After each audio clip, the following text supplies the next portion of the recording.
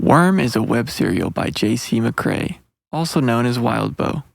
You can read Worm in its original format by visiting parahumans.wordpress.com or donate to Wildbow's Patreon at patreon.com/wildbow. This story isn't intended for young or sensitive readers.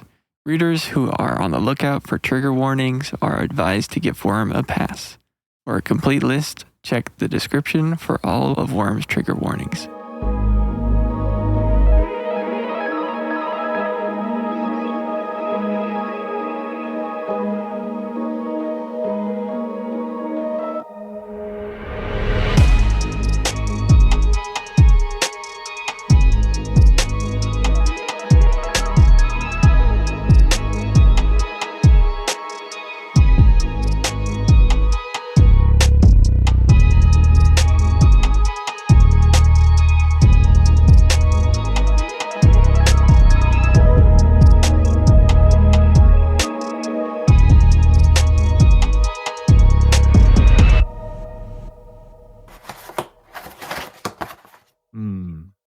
You know what that is? That's the sound of a delicious pizza. Courtesy of viewer like you. Thanks to Vic on Patreon for providing this pizza for all of us. If you would like to provide more than just a pizza, head on over to Brockton Bay Book Club on Patreon and help support us. Thank you. Yeah. Woo, Vic! Speaking of which, Vic actually ascended from Slaughterhouse 9 to the Canaries, and we have a brand new Patreon, Cyan Cicada. Welcome to the Slaughterhouse 9. Thank you so much for your support. For real. It means a lot. Yeah. It's Arc 13, and we've officially earned ourselves our first pizza, which has been our goal this entire time. It's a magical thing to be at this place. Thanks, Vic. Honestly, couldn't have gotten here without you. Yeah, super exciting. Yeah, and if you, like Alan said, if you want to join us, there are $1 a month, $3 a month, $9, $10, $25, and more excitingly, we have the Wrigglers, the Brockton Bays, the Slaughterhouse 9. Yeah, those are the special ones. Only Lee fans, the Canaries, That one's my favorite. The Only Lee fans. the Endbringers, and Gold Morning is the topmost tier. It's for our sugar daddy. Nobody would dare. and as exciting as pizza is, ultimately, we would like to pay Michael for all of his immense work that he pours into this podcast, because we could not function if it were not for Michael's amazing mixing and clipping and cutting all of the rambling conversations and upload. He does everything. So round of applause for our man, Michael. Thank you. Insert applause here again. There we go. Yay. Thank you. We appreciate all that you do, Michael. The podcast could not exist without you. I'm just managing the talent, which is you guys. So we're a team, no, we're just rambling. That's all we're doing. The power of friendship is what really keeps us together. And theoretically, the power of your Patreon donations could too. Hey. That's I like a perfect that. place to, That's good. perfect place to cut it. Good morning, Brockton Bay. Hang me up in a meat freezer and ask me how I feel. It's Arc 13. Oh, I don't feel well now. Oh, no. I feel like opening up to y'all, you know? Oh, Oh my gosh. Alan, I got to say, that was a really gutsy intro. Thank you. Oh. I didn't want to get on your nerves. No. I know y'all got on mine. Oh. Well, there will be some body horror in this episode if you haven't We guessed. like to deal with our trauma with humor, if you can't tell. Oh. Yep. So if any of you are triggered, contact your local PRT office. And They won't help you. they won't help you, which is apparently the message here. They'll leave you to fend for yourself. Just leave us a voicemail with your complaints. It might get played on a future episode. It's going to be a long episode. I can already tell. Oh, yeah. Welcome okay. back. First off, we've never had a long episode. That's Name fair. one time. You can't. And if you think you okay. can, leave us a message. We'll tell you why you're wrong. You haven't even begun to see any long. Let me get through my intro here, and we'll see how that goes.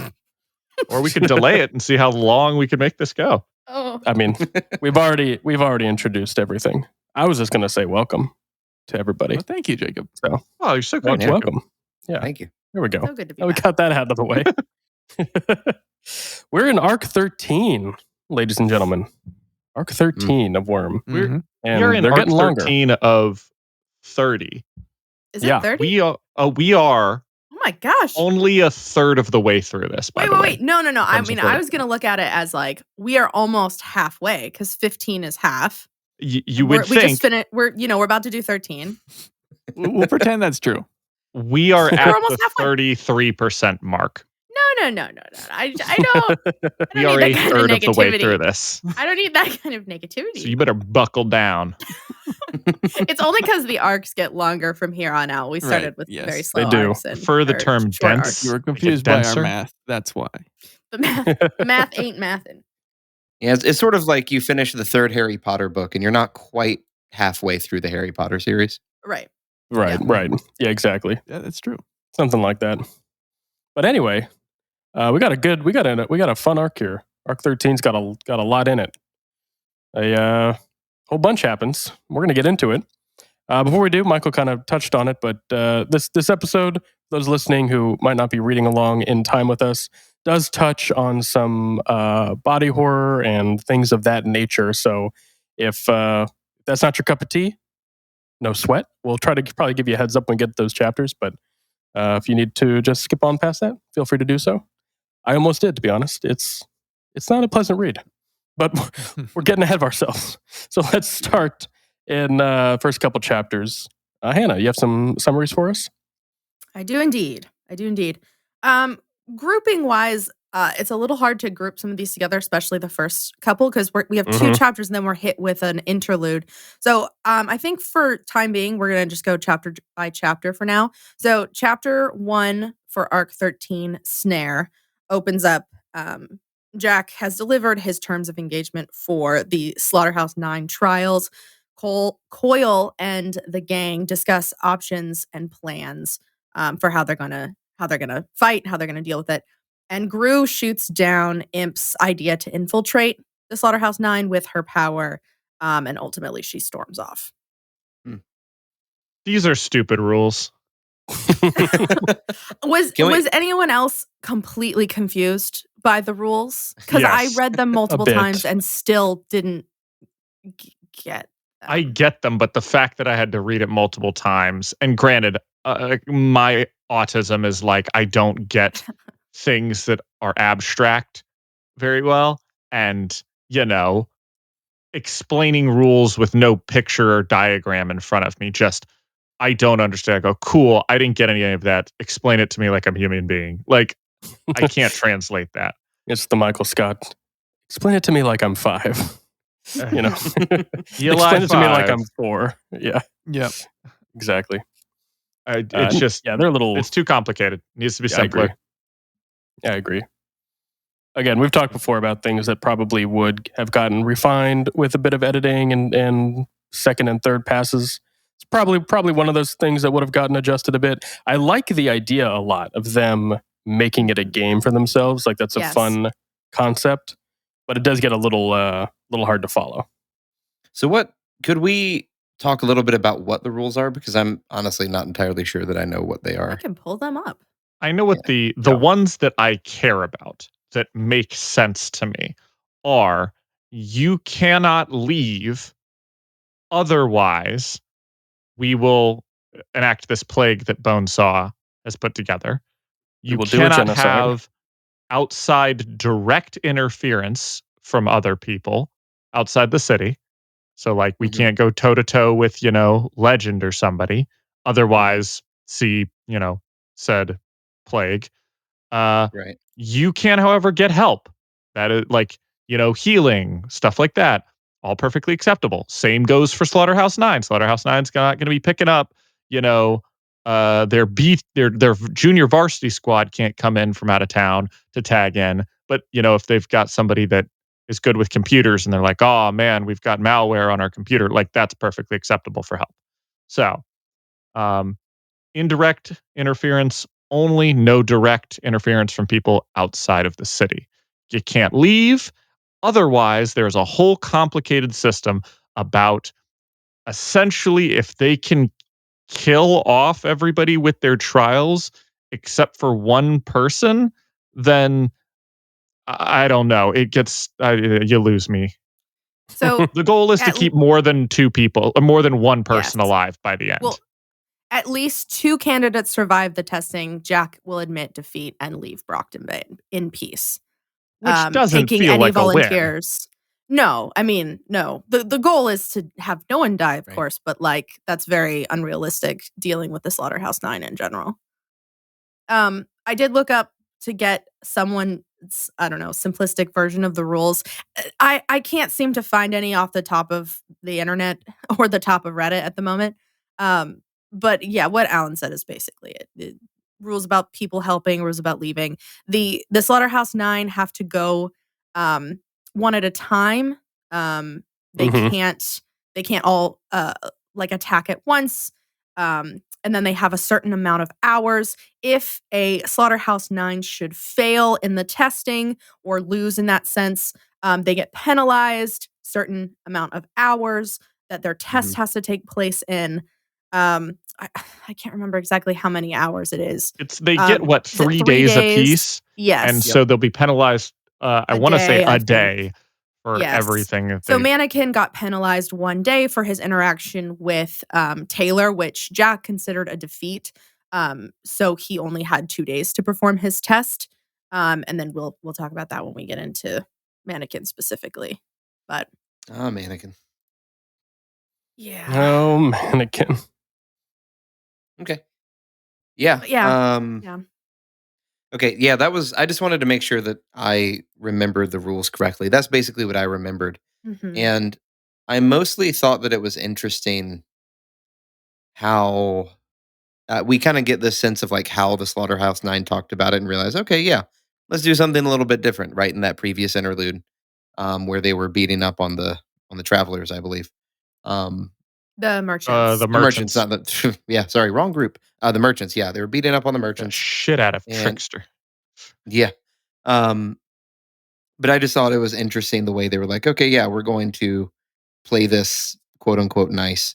So I don't know, it'll be interesting to see. But obviously, as we find out later in the arc, they aren't really playing it nice. Mm-mm. Yeah, we'll get It to really is like watching a WWE game, like match, because like the rules are made up. Nobody's, it's they literally have a tag in at one point in time. I'm like, oh no, outside interference. Like I was expecting somebody to bring out like a ladder, there to be a briefcase chair. involved. Yeah, like there was just gonna be like, oh, you can't do that, and then all of a sudden, the referee's getting punched in the face too. Like it's just it feels really, really contrived, and I get Mhm. that in the universe's logic. That is Jack trying to keep things interesting, to keep these guys going.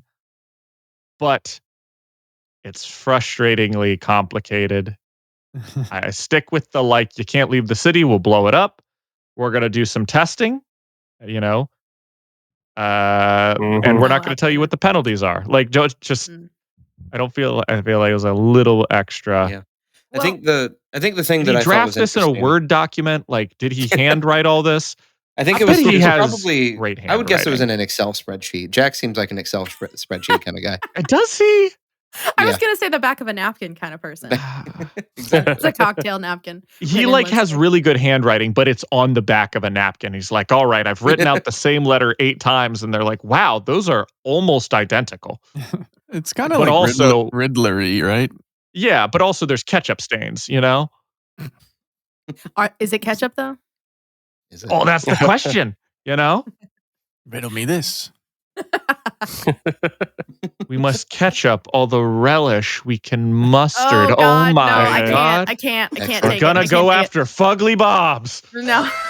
Well, I mean, in the no, what was that? I completely lost my train of thought. I was gonna. I'm so sorry. Oh, So sorry. oh no, it's okay. It came back to me. We're here. We're good. In the previous arc, in arc 12, when we have the chapter where Tattletale gets slashed by Jack, it's something that Bonesaw talks about, that it has to be fair, and she's very childish in that way, but like for her, fairness is very important, but fairness is like by her own rules. And so the rules that Jack's delivered here, like they kind of feel like unnecessarily complicated, but I almost imagine that conversation was like Jack sitting around in like a little huddle with Bonesaw being like, no, we got to make it this many days, and it's got to be this, because in her mind she has to make it. It has to be fair. It has to Mhm. be a playable game. It can't just be a load. The Slaughterhouse 9 playing with loaded dice, which like obviously they are, but to her they have to be fair in whatever twisted version that is. Yeah, I feel like it's a little hard to conceptualize, but I also feel like, excuse me, that like it's kind of like real people. Well, it's more like realistic to how people actually are. Is like we make all these like rules to try and control things and Mm. overcomplicate stuff in real life more than the simple like don't leave or else.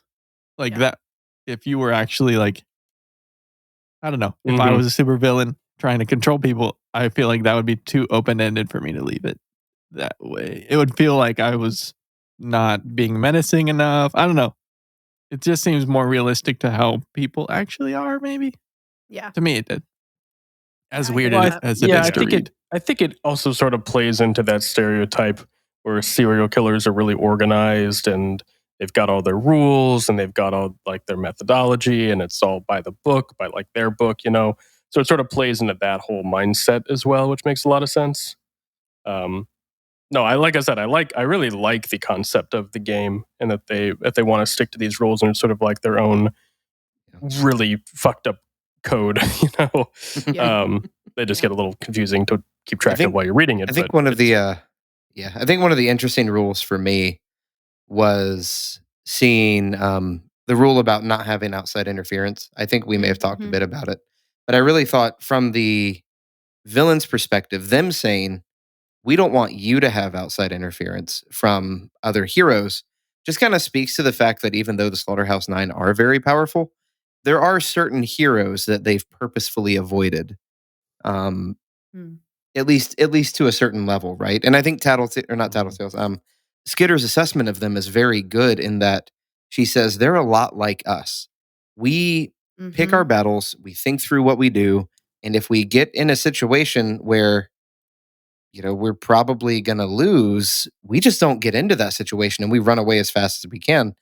And the Slaughterhouse 9 seem to be very similar in that regard, at least from their perspective.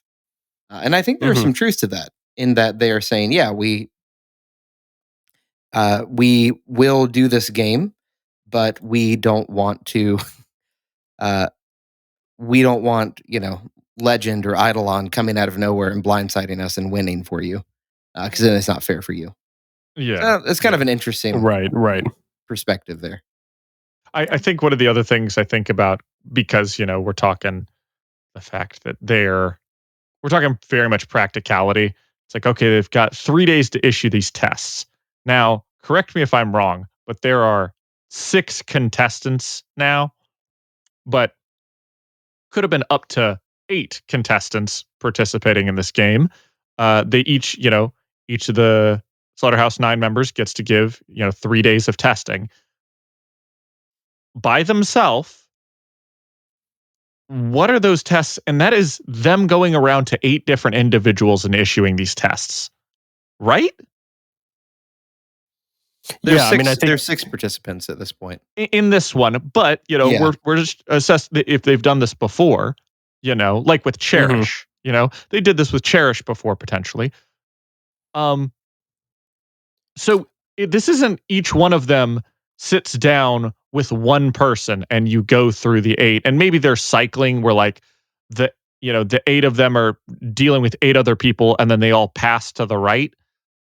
They're doing this one at a time, which means they're issuing the test up to 8 times in 3 days for 8 individuals is what it sounds like it should be. But the way it depicts it feels like they just go after one person they don't like and are like, I'm issuing the test to this one. And the other people, if you're lucky and aren't offensive to any of the Slaughterhouse 9, you might win by default.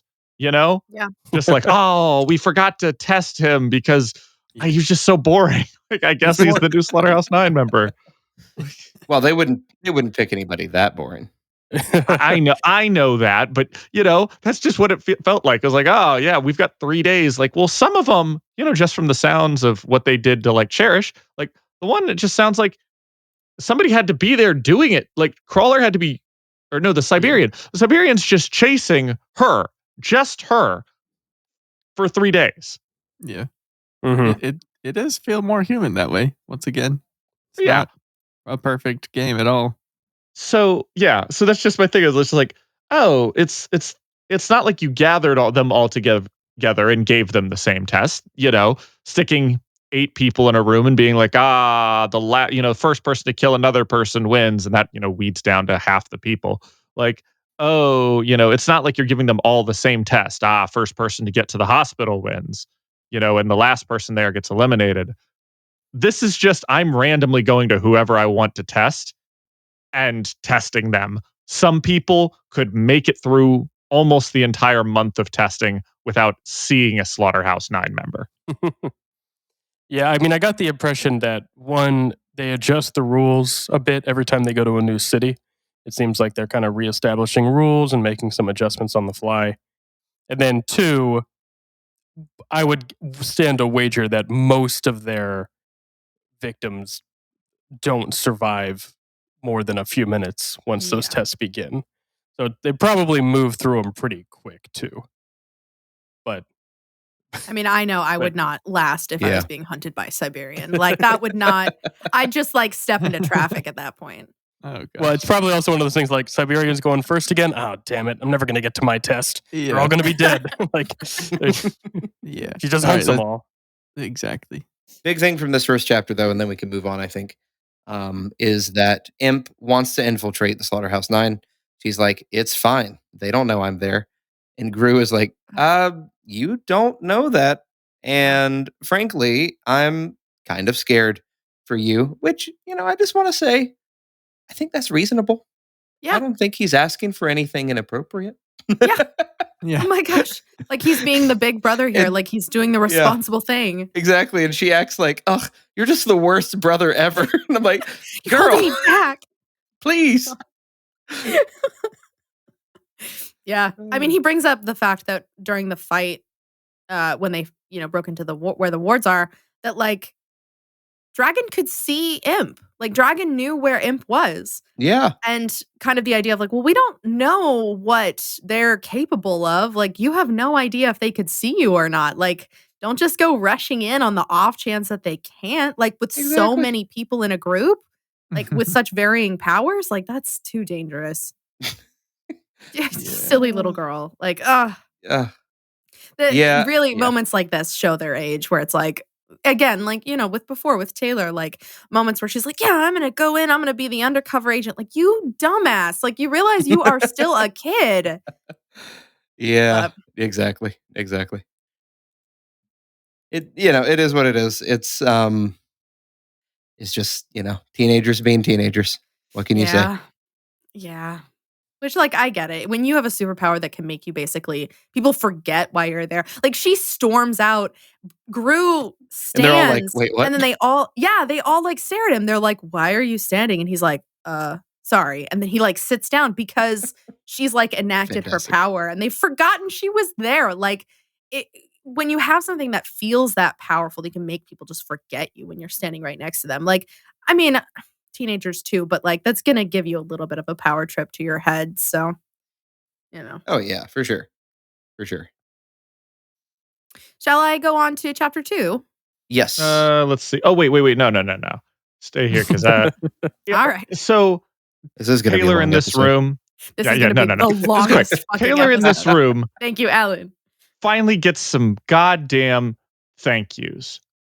Just, she's been trying so hard and she gets no end of shit from everyone for doing good things.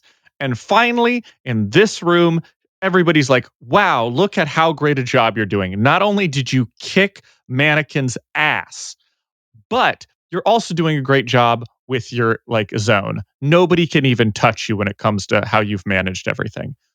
Just top notch. It's like everybody gets, might as well stood up and give a round of applause. Point being, it's the school boardroom all over again. But in this table, everybody's like, go Taylor. And it feels really good. Mm-hmm. She does finally get some good old Validation. pats on the back. Yeah.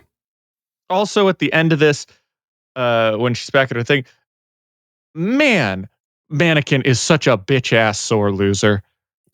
Like she throws her bugs out and she's like, oh, shit, he's already here? Like he's on the roof? Like, it's just like you beat somebody in a soccer game and they're just constantly out in the parking lot, even when you're at work. Pacing You're like, around your bus. God, like, dude, let it go. He's the road rage driver that follows you home after you cut him off on the freeway. Exactly. It's like a whole month of this, Slaughterhouse 9 bullshit, but it's just Mannequin being Slender Man, but less effective in every way. Well, he got called Alan. He I did. know. He Let's did. talk That lit about a fire that. under his Like, ass. oh my God. The Allens just keep taking L's over and Yeah. over again. That's sad. I'm crossing my fingers hard and to see. hoping to God there's a good Allen in here because it's hard holding down the fort. It's me and You're doing that great. other person, that other one in the YouTube comments. You know who you are. Shout out to that other Allen. I'll remember your name someday, but not today. It's Alan as far as I'm concerned. I mean, it is. I think it is Alan. It is. I was just trying to give their username out there. Yeah, But, yeah. it's hard with the two of us holding down the fort when you've got people like Mannequin just ruining the name Alan out there. And what's her face's lawyer dad. Alan, yes. Yeah. Just being a tool. Oh God. There's definitely an Alan in Wild Bo's life that is the I'm worst sure. person ever. Gotta be. I want to know, was Alan the one that triggered him? Yeah. Like, Wild I'm and his power is that he's just an amazing, prolific writer. I can't stop writing. My power, it won't let me. It's funny. Oh In my head, all I see is lines after lines, word counts going up. No. What I imagine instead is his power is like, it's just thought writing. So he thinks of a plot and it's written. He like comes to it. He's like, a WordPress has already been made and it's already been written and separated into chapters. Yeah. That's the power we all want. Like the best power ever. Yeah. I can't even go back and edit it if I wanted to.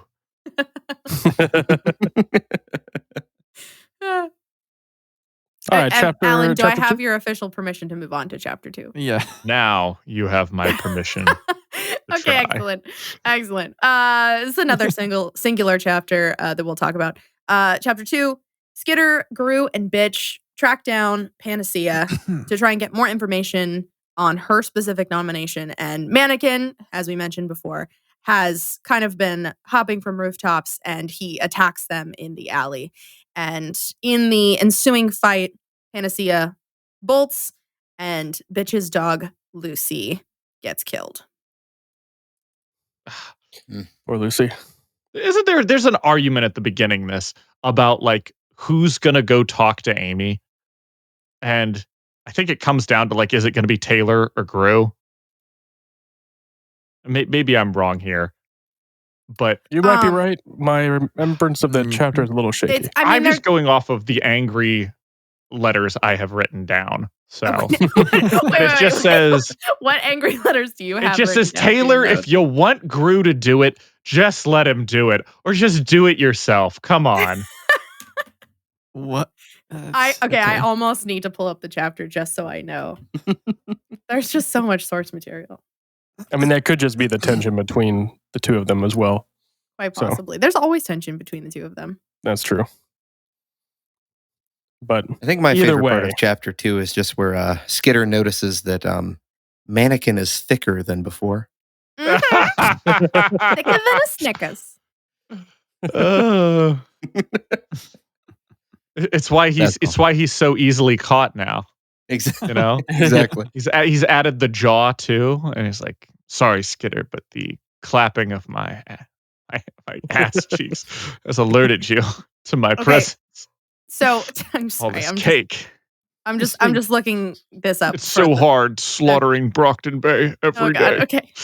Okay. Well, I just pulled up the chapter really quick to have a look at it, and it's actually a conversation that they have over the phone with Tattletale and Taylor about who should go, and it's like, well, who's the closest? Like, you're the one who has talked to Panacea before at the bank robbery, and then in the hospital, and like you seem like the best version to go. And so they talk about a couple options, and in the end it's just that she's the closest and it makes the most sense. And so they head over to where the shelter is. And I think it just comes down to Taylor is really the only one that's talked to Amy before, and it just makes sense for her to be the one. Yeah. Makes sense. Mm. Fair And we enough. just see just how torn up Panacea is Yeah. after what happened between her and her sister. And it's just Yeah. it's just very it's one of those scenes that just kind of you feel Yeah. it. You're like, oh, you are not okay. You haven't been okay for a long time, but Right. you're really not okay now. I stand by what I said before.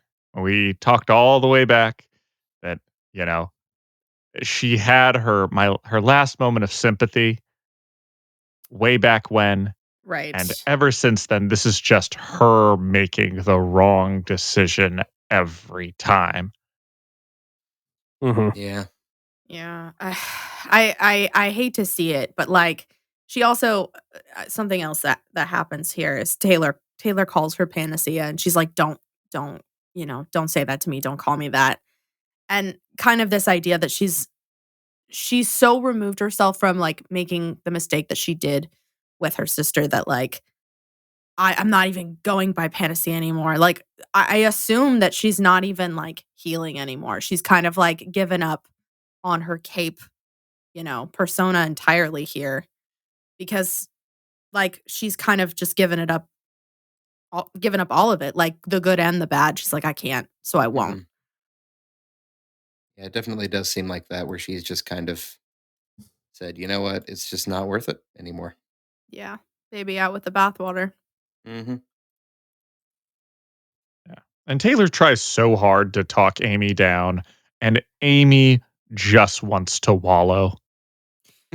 Right. But She like really does. She really is just like, please just let me suffer. yeah, just leave me be. Let me die. Like, I get it though. Like, when you're in the depths of despair, like, it takes a lot of strength to try and pull yourself back out of it. And, like, yes, maybe she did kind of dig herself this, bit of a hole.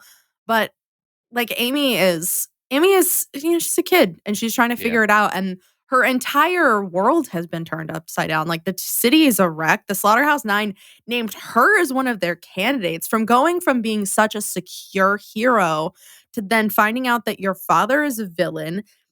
You get nominated for the Slaughterhouse 9. You fucky wucky with your sister's head. Like, that's not great. Like, all of these things piling up on top. Like, of course she wants to roll over and go back to sleep on a Saturday morning. Like, she's tired. She's exhausted. She's fed up, and she doesn't know what she's supposed to do anymore. And so the easiest solution is to just run away. Yeah, seems about right. I guess love Amy's my character. sympathy for Amy Oh, isn't yeah. gone quite yet. Yeah. Almost, Oh, yeah. but not quite. Yeah. Wildbow writes a bunch of characters that just go in the, man, I love this character, Amy, but fuck Amy. Like, Yeah, Sign I of mean, very good writing. Yeah, I was gonna echo that point too. Anytime I'm reading a story and there's a secondary character that's presented with such complexity that they could easily be the protagonist of the story if it was just written differently, just speaks volumes to how well these characters are written. Because I think Amy. I'm not gonna lie. If we had Amy as the protagonist of this story, I would have stopped reading immediately. Well, it I would have been a cannot very different story. abide that level of melodrama, and she is just a walking black hole. Yeah, it would have been a very different story. Taylor It would be and I fit to a T because Taylor's like, I don't want to deal with this. I'm just going to deal with this directly. Like, I'm not going to put up with this kind of stuff. I'm just going to take notes, write it down, and then, slap the folder on the table and be like, I have detailed notes. Like, there's really nothing. I have screenshots. Yeah. Amy as the there's really no protagonist. That's more like watching like Manchester by the Sea or something like that. That's exactly what I no. think. She's just Manchester by the Sea as a superhero. And it could be a great story, but it would be a very different. Little bit for Different everybody, story. Yeah, just man, what's the absolute wrongest answer? I've got, my dialogue choices come up. I've got to pick one of these four. I don't know Scrolls to about the bottom that. to the one that they've written in, knowing just- that it's you just would Grey's Anatomy. never pick that one. It's just they're teenagers. Or Grey's Anatomy. I don't know. Nick, you watch Grey's Anatomy furiously, apparently. No. My wife watches Grey's Anatomy. Sure. So you do too. We believe you. So Nick, you watch Grey's Anatomy. Well, that means you both do. Do not throw her under the bus like that, Alan. No, it's I'm not throwing her under the bus. I'm just saying she's the one who watches it, not me. Okay. But it's a medical drama, which I could imagine. I could imagine a superhero medical drama Oh my actually being god, kind of fun. that would be amazing. I'd watch the hell out of it. It'd be great. Yeah, except Amy is essentially JD from Scrubs, except not funny. Where she's like, wow, JD's actually kind of a huge piece of shit. And that's sort of the point and, progression of his character over the seasons till he figures it out. And, man, Amy's just that, but not funny at all. So now I just want a courtroom procedural set in Worm. We Just all like- wanted the courtroom procedural. Ever since the canary interlude. Yeah, that's literally. Yeah. Like, wait, I want a whole show for this. You know what? Great. You know what? That's next writing project. You and me, Jacob. We'll set it in the Worm universe, but we'll change all the brand recognition names to something else. So, no copyright. Yeah, And then yeah. we'll consult some law student There we- and just constantly run stuff by them. There we go. There you go. We'll do it. And all your free We'll time. do it. Yep. Yeah, Correct. exactly. On top of No all one this has other free stuff. time anymore. There is no more free time. It's no free time, only podcasts. Calendar is booked solid. Welcome to my Anyways. end bringer, Zool, the script. We interrupt our scheduled program to bring you a word from our sponsor, Zencastr, a one-stop shop for all your podcasting needs. When we first started this podcast, we knew we needed a service that would let us record remotely. After doing some research, Zencastr was the obvious choice. We started using Zencastr and never looked back. It's super easy to record a podcast with Zencastr. All you do is log in, invite people to join your room, and start recording a high-quality podcast right away. You can record studio quality sound and up to 4K video with your guests. You can rest easy even if you have an unstable connection, knowing Zencastr's multi-layered backups ensure you always have your recordings in the highest quality. We do all our recording in Zencastr, and when the episode is ready, we can distribute it to all major podcast platforms. Zencastr has made podcasting so much easier with its all-in-one podcasting platform and tools. Go to zencastr.com/pricing and use my code Brocktonbaybc, and you'll get 30% off your first month of any Zencastr paid plan. I want you to have the same easy experiences I do for all my podcasting and content needs. It's time to share your story. That's zencastr.com/pricing and use our code Brocktonbaybc. And now back to our scheduled programming. Speaking of trying to find gaps in our schedules, Right. Aisha's interlude. I was trying so hard to segue that. That's pretty good. That works. This works. I'm here for it. Yeah, Aisha's interlude. Well, she decided that you're not my mom, so she went off and decided that she was gonna get shit done. We get a little bit of a look at Aisha's mom and get some insight into her backstory and kind of her background growing up a little bit more. It's kind of a mess.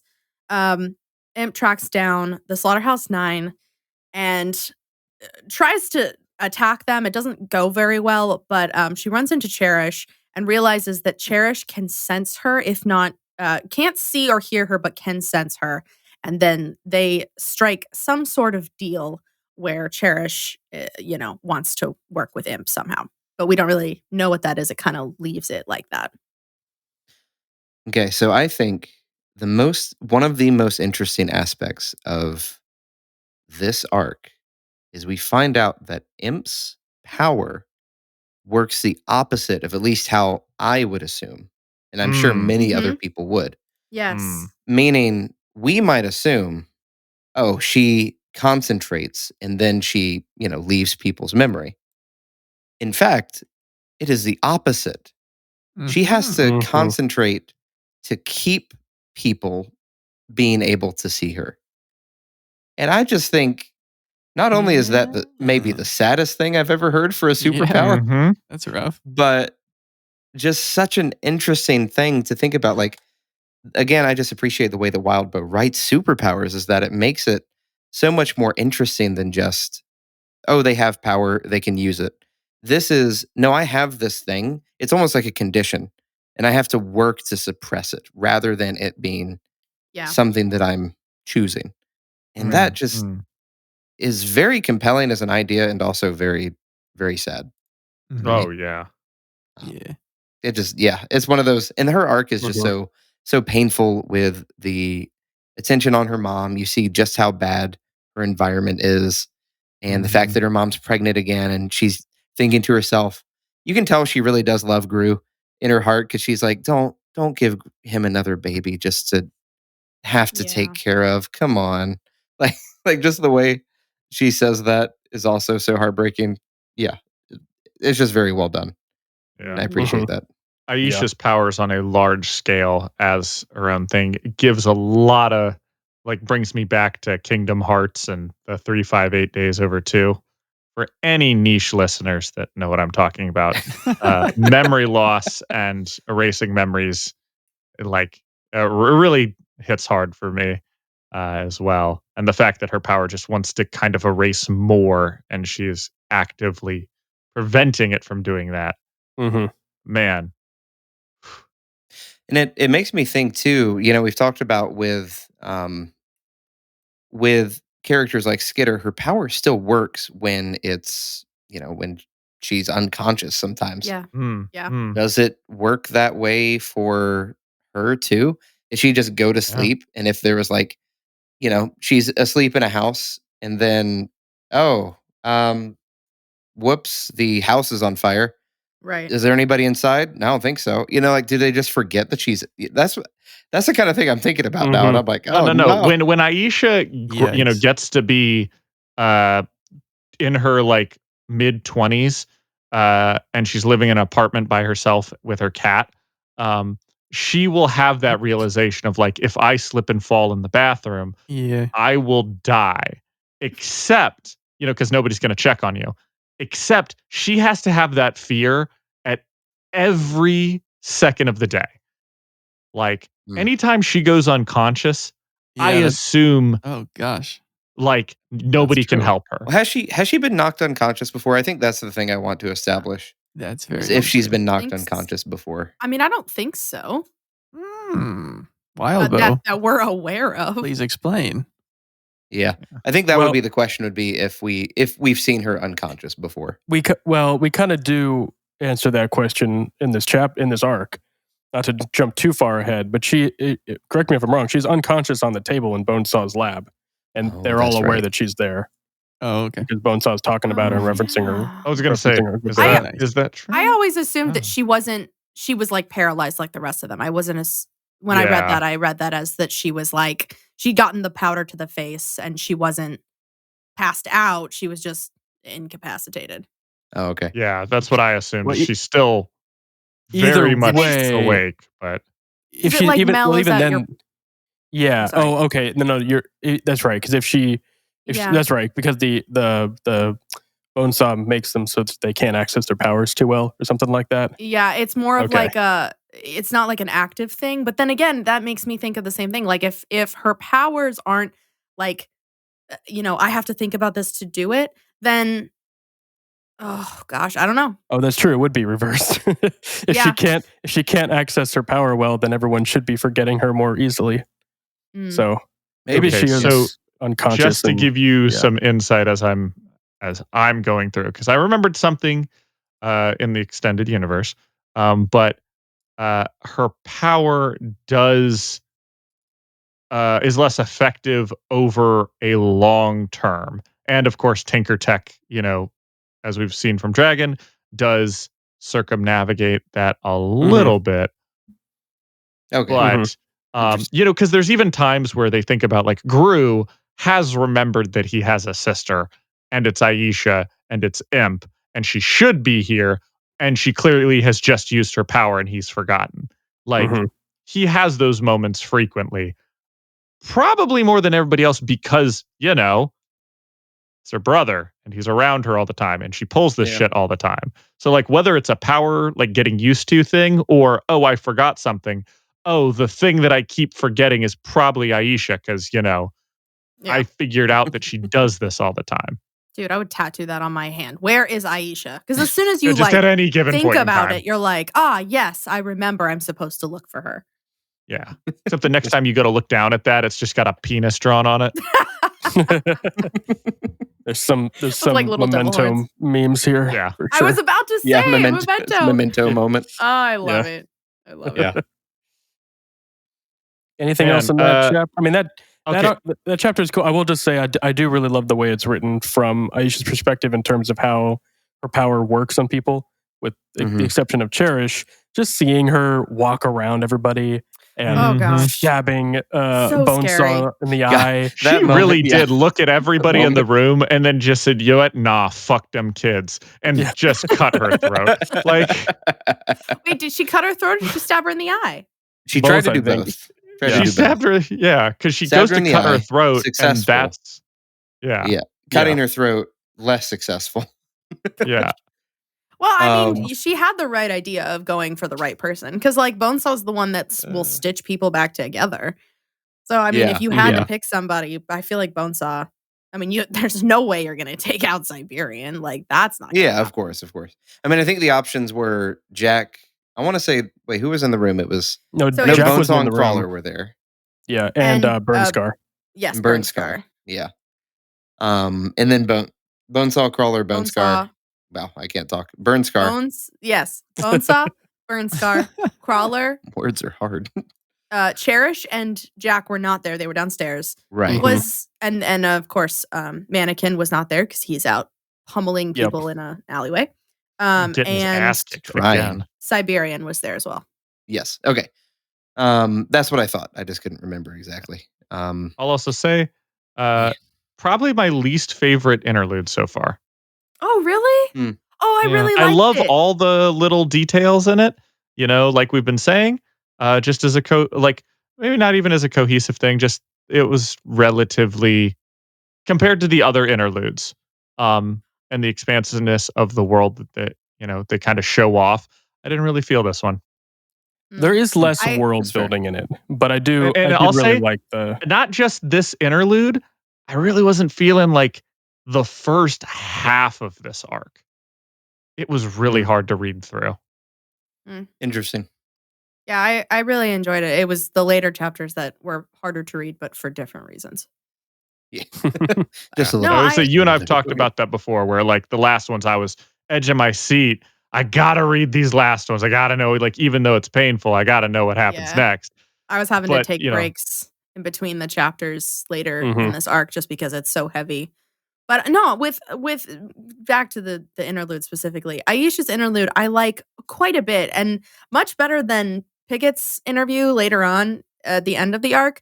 I really like Aisha as a character. I really like her power, and because her power is so like she just kind of is, missing from the group or perceptively missing from the group, we don't see a lot of her in action. And that's kind of a bummer because I think she's really cool. And so having this interlude, we get more of like in her head, but also like her thinking process of how she attacks and how she operates with the powers that she have. I really liked it. I thought it was cool. Yeah, I'd agree. I think it's always just interesting seeing things from another character's Yeah. perspective, and I think that that's definitely an example of that. I agree. But Good I can talk. also understand it does feel a bit samey with Mannequin attacking again at the same time. So I kind of get Yeah. that as well. I think that was another part of it. Is like Mannequin like immediately is there and then immediately attacks again. And sure, he's got different stuff, but like, I Yeah, don't know. we've talked about how much of a bitch Mannequin is, but man, does he just Fucking fall Alan. off after that first fight? First fight with Skidder in the warehouse, like cool. Oh wow, this is a great fight. And then ever since then, it's just downhill for poor Alan. He's just It really doesn't is get just straight. like I could see him stumbling over. He's like drunk, like throws a bottle against the wall with his lanky ass arm. It's like, he's not saying anything, but you can practically hear the slur like, "Come here, you bitch! Sure you to steal my arm again." The glass inside that's containing all of his vital organs is like foggy. And it's like, Alan, are you vaping again? Damn it. No, it's sloshing with all the alcohol back and forth. Oh, No, that no sound. sound. No. Cut the sound out. Cutting the sound out. Nope. We just lost all our listeners. You can't cut us all out. Uh, Michael. if we all make the noise. Please. Please don't. Wait, who just tried to make the sound just now? Because that was hilarious. I mean, I made a couple sounds. I don't know. Yeah, same. There were a couple sounds of mine There's a thrown couple in there. sounds all Could have been thrown in anyone. there. Who knows? I guess we'll never know. Ooh. Vote on who you think made the disgusting No. sloshing sound. You gotta Let keep us it in now, know. Michael. Gosh, fine.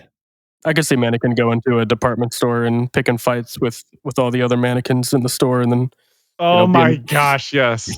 being And dragged it's all back. silent. It's all just Oh, yeah. mimed out. Yeah, total mind Just- little bar fight. Just, the slight Yeah. push, and then it like rocks back and into him, and he's like, ugh, and he starts spinning like a dervish. Like, sir, So you have to leave. I'm gonna cut Sir, you off. don't be, sir, I'm calling Jack right now. Yeah. Yeah, he's done it again. Yes, Mr. Slash. Oh my god. We've already told him. You send Crawler to come and get him? Okay, thank you very much, Mr. Slash. Okay, I'm gonna move on. Yeah, you can kill my family next week. I'm gonna move on. Kids to still aren't chapter 3. alive. I'm gonna Yep. move on. So the next you for couple asking. of chapters, I am going to group together so we can kind of Good talk idea. through some of the big fights here. Okay, so chapter 3, we come out of the interlude. Mannequin attacks Skitter's territory, fights the Undersiders and Genesis, who shows up, and then right when he's about to get actually beat, Burnscar shows up, and she taps in. And he What a forfeits fucking- the rest of his turn, which is just an absolute fuck you moment.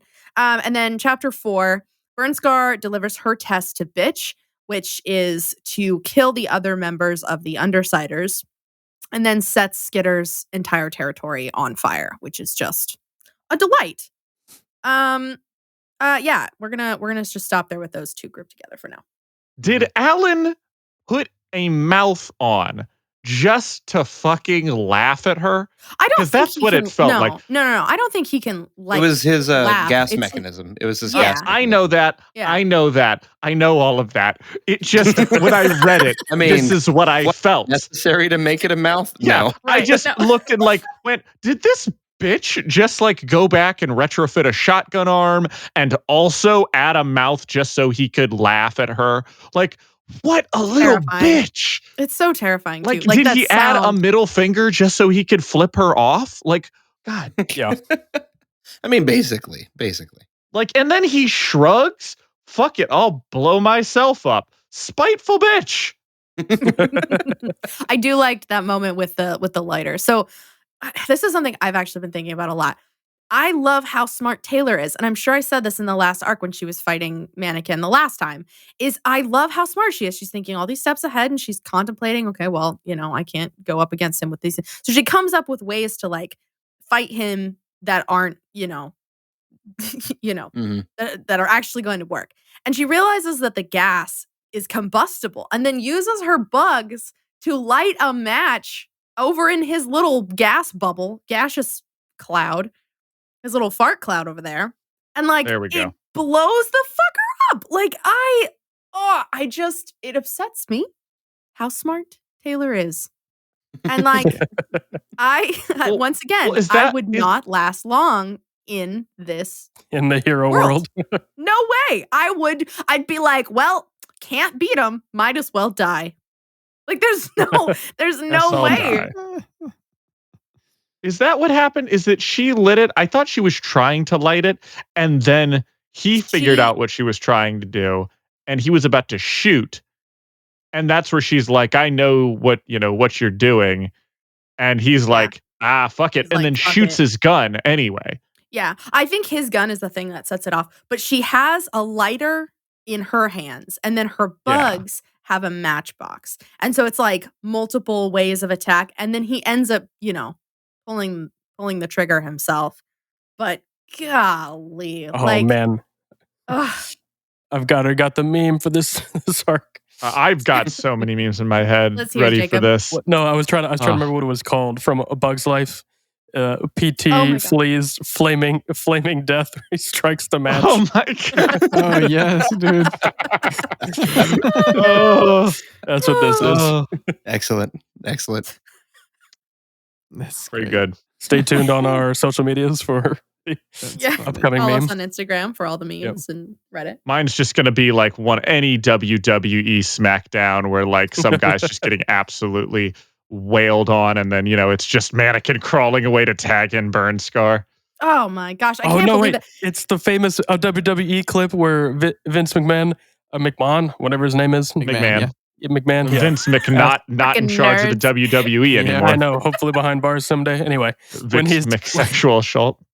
yeah, when he's like running out onto the ring to try to break up the fight, and then pulls his quads, getting onto the ring, and just sits there Yep. like that's Yes. mannequin. That's Yes. mannequin. Oh, He's about that's to such enter a the good fight one. Oh and god. immediately collapses. Yeah, Oh, that yeah. one's rough. That's Like, it. great. Also, did you say sexual assault, Alan? He did say sexual did. assault. I echoed did it and say then was like, sexual I assault. can't make a joke out of Because I was that. saying Vince McMahon, and it just came out. Vince McMahon, bad. sexual assault. Sexual assault. Okay. Sorry to our Making sure. advertisers. Just making You sure. heard me Ugh. correctly.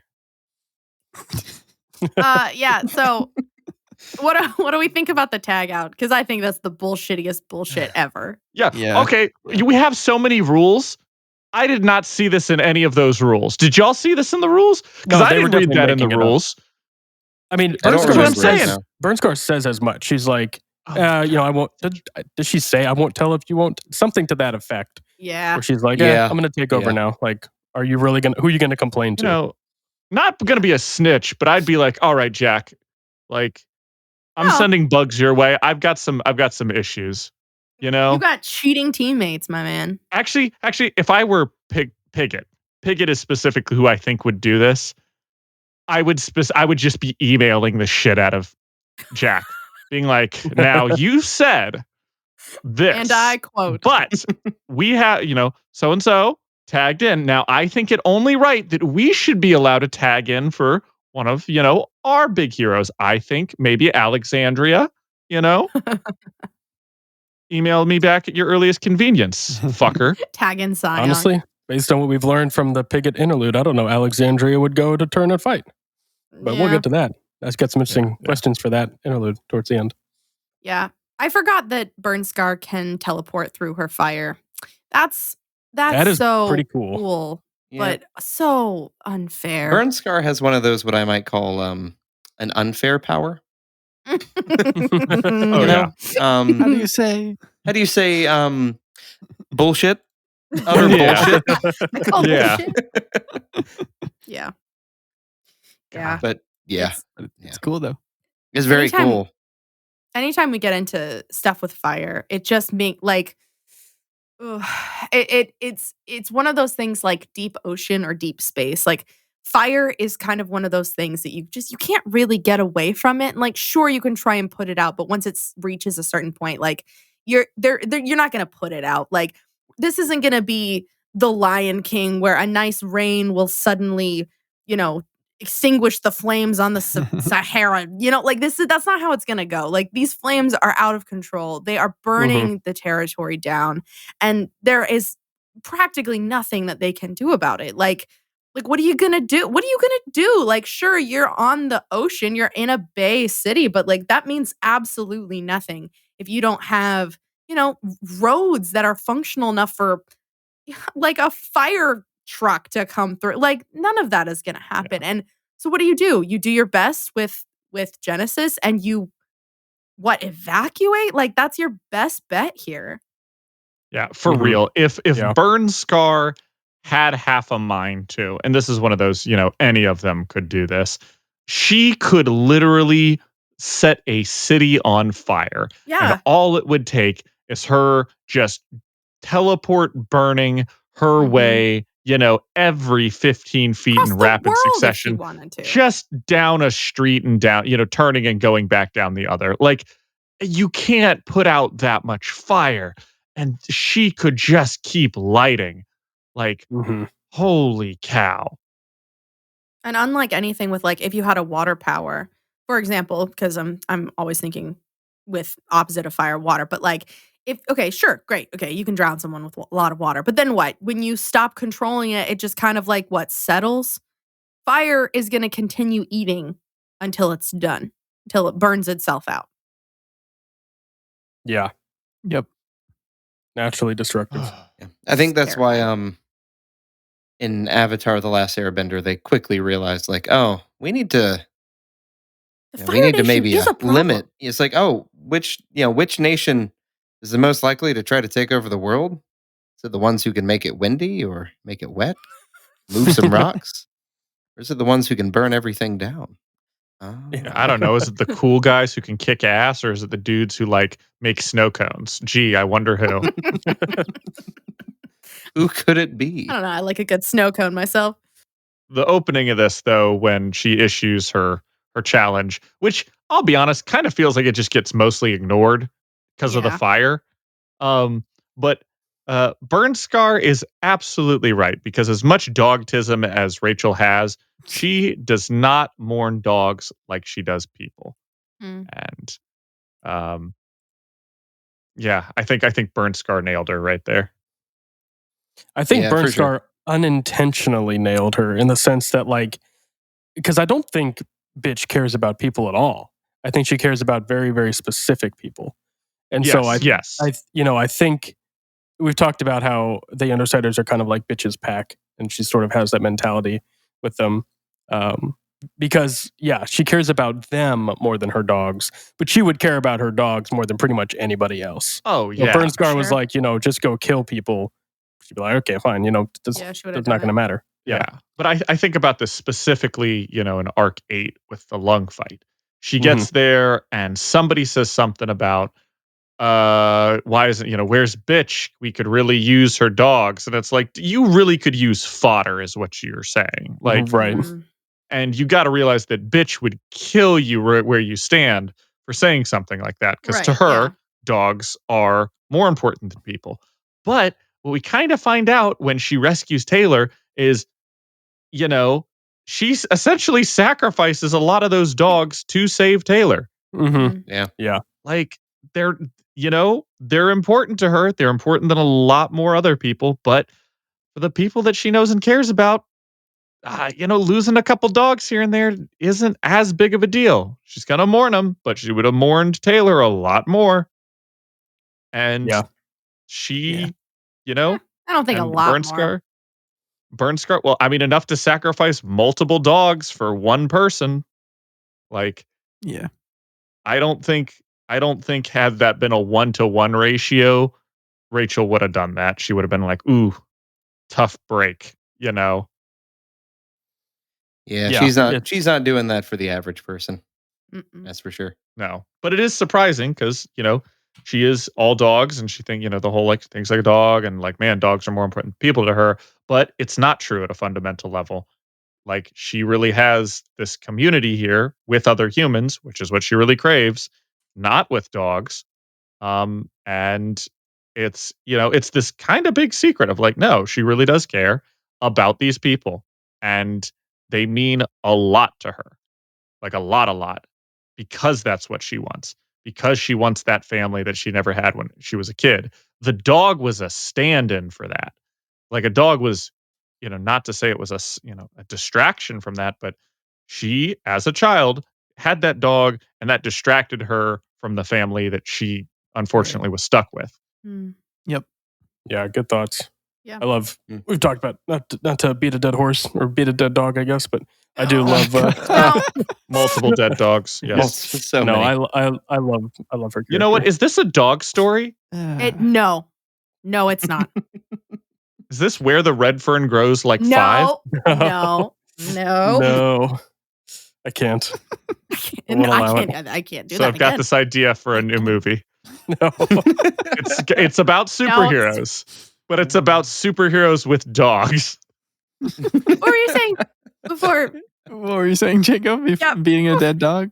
Before dead dog? No, So I many was just gonna reaffirm my love for Bitch and her character. Really fun character. Gonna keep going with this because I like this train of thought, but also would have been a really fun protagonist for a story. Would have been obviously a very different story, but Bitch would have made a really interesting main protagonist for this series if it had been from the beginning. Would have been a really interesting character to follow. That just might mean we might get more interludes that are dog-based interludes, which I'm 100% here for. Has somebody done like fan fiction yet? It's just dog interludes in Worm, like all the dog interludes. Because if so, tell me. I need to read it. People have definitely done Rachel fan fiction, but I'm sure that's not. Oh, it's not what I'm looking for. No. I'm looking for all dogs all the time and how I need somebody to rewrite Worm, but it's entirely from one of the dogs. Rewrite Worm. Rewrite the entire. First of all, there is not like I don't think there's Alan, a single dog. Alan, I think that you are the man for the job. Oh no, yeah, man, do not give this man with more projects. No, with great power comes great responsibility. You know what? And you son of a bitch, I'm in. Yeah. You bitch, I'm in. You bitch, I'm in. So stupid.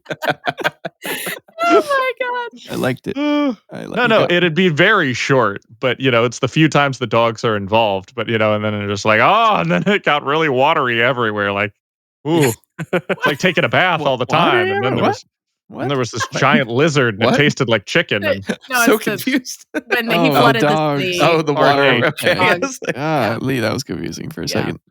It should be because it's a dog. The interludes just end mid-thought when they die. Just squirrel. I do not like. No. We had how do you tell the it. difference between a Yorkshire Terrier and like a French Bulldog or a German Shepherd or a half wolf? Like each one has very distinct thoughts. You write it like how Wildbow writes the heroes. Yep, it's good. Just go less ahead. than minute. Don't encourage that, Michael. Michael, you don't encourage that. Do you see the field, Brutus? No! I see it. No, don't you gladiator this bullshit. Don't you dare. No.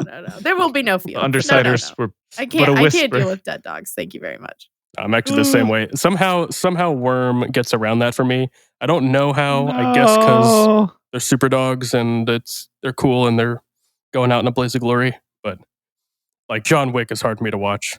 But I tolerate it because the whole movie is about him killing the entire mob because they killed his dog. So like, oh yes, justice. But Worm, I don't know why Worm doesn't trigger that for me because I will avoid books where dogs die. I absolutely will, and movies. My favorite website is Does the Dog Die? You just put in your movie and it tells you if there's a dog that dies in that movie. And I will not watch a movie if there's a dead dog. There you go. Huh. We talked about the Sisu movie where like the entire advertisement I saw for it, like the dog, the campaign was just the dog doesn't die in this one. Yeah. It's just shots of the dog with the guy the whole dog time. Doesn't die in this. Right. Yeah. I need that. I need that. Solid advertising. Yes. Yeah. But Worm gets around it. I give it a pass for some whatever internal reason. Just because they're awesome and superheroes, I guess. Well, when they die though, like not that this makes it any better when it happens in other movies, but like when they die, like they feel like they were part of the fight. They were part of the team. And That it's is not true. like after the big behemoth fight, it's like when bitch Leviathan. carves thank you. Leviathan fight. My bad.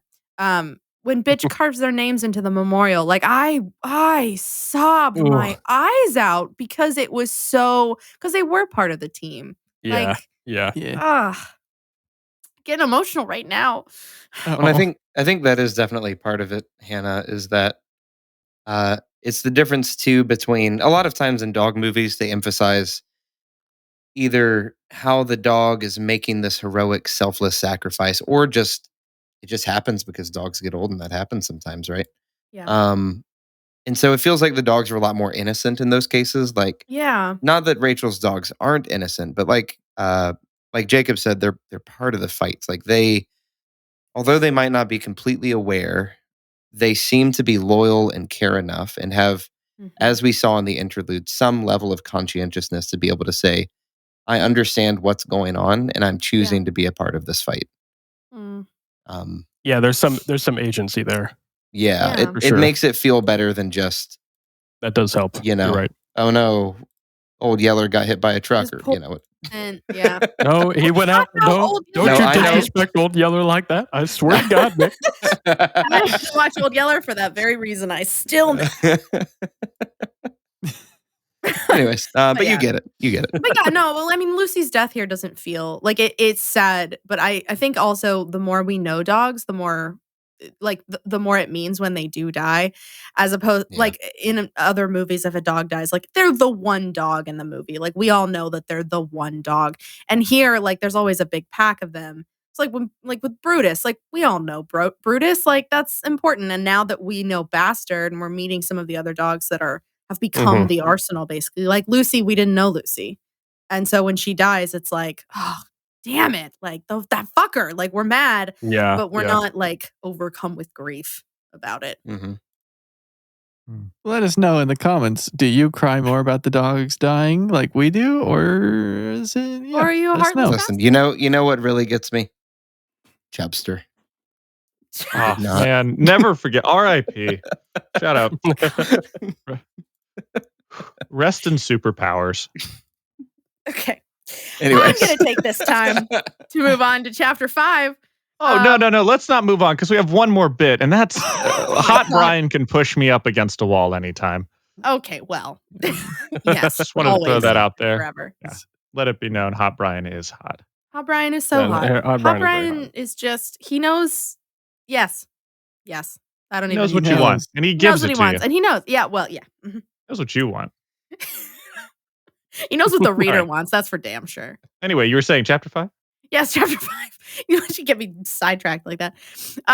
Yes, chapter 5. Okay, so Taylor confronts Bitch after this whole thing with Burnt Scar, and then talks to Genesis. And then we have a little conversation. Coil and the Travelers and the Undersiders, and they talk about, moving forward in their plan and how, what they're doing isn't working, and that the best way to move forward is to just be more aggressive. I'm gonna Aggressive.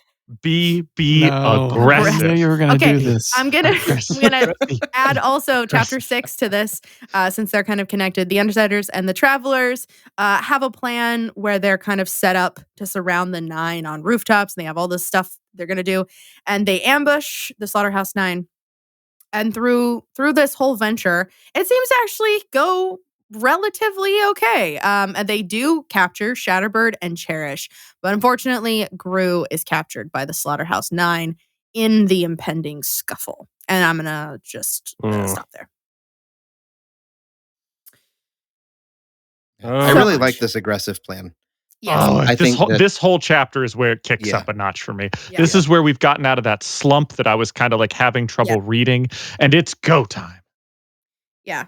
It Absolutely. feels super like if it's hard to watch them like run all the time and to constantly be like trying to decide what they're going to do, reacting instead of acting. And so this is like, okay, we're going to make the first move here. We're going to catch them off guard. We're going to make it happen. And it it feels good because when Taylor has a plan, when they have a plan and they're like executing it and they're making it happen, it feels like, fuck yeah, we're gonna do this. It's a good plan. Let's fucking go.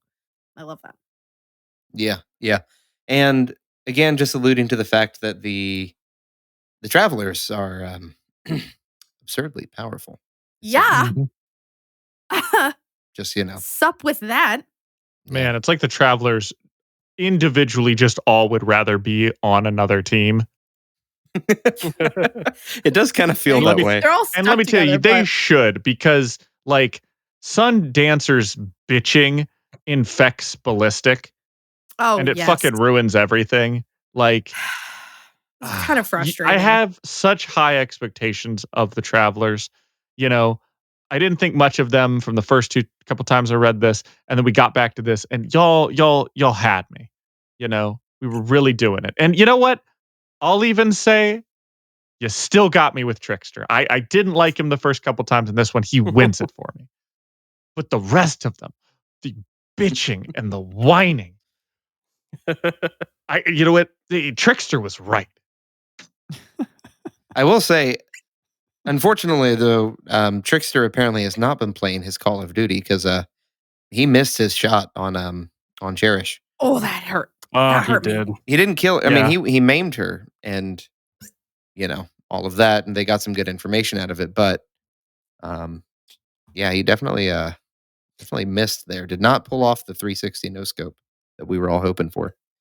I was gonna say it. I wonder because and I mean, obviously, I'm not the writer, but I wonder why they didn't play it off where like he did hit the shot perfectly, and then Cherish is fine because of all of the safety measures that Bonesaw's put in place. Like that's kind of implied later, but I wonder why it wasn't. I wonder why Wadbo didn't go with the deadlier shot there. He just played that up. I think because he wanted to keep using Cherish is probably why. I would assume. Fair. Just not wanting to get rid of a character who, you just have ideas for, you have plans for. I think that's fair. I also Yeah. kind of like her bleeding out all over the place. Yeah. Kind of fills me with a little bit of joy. I was say, and we also, it's a pretty good shot. I don't know how good a shot, like how much practice he has with a sniper rifle It's true, I in guess. the first place. Great maneuver.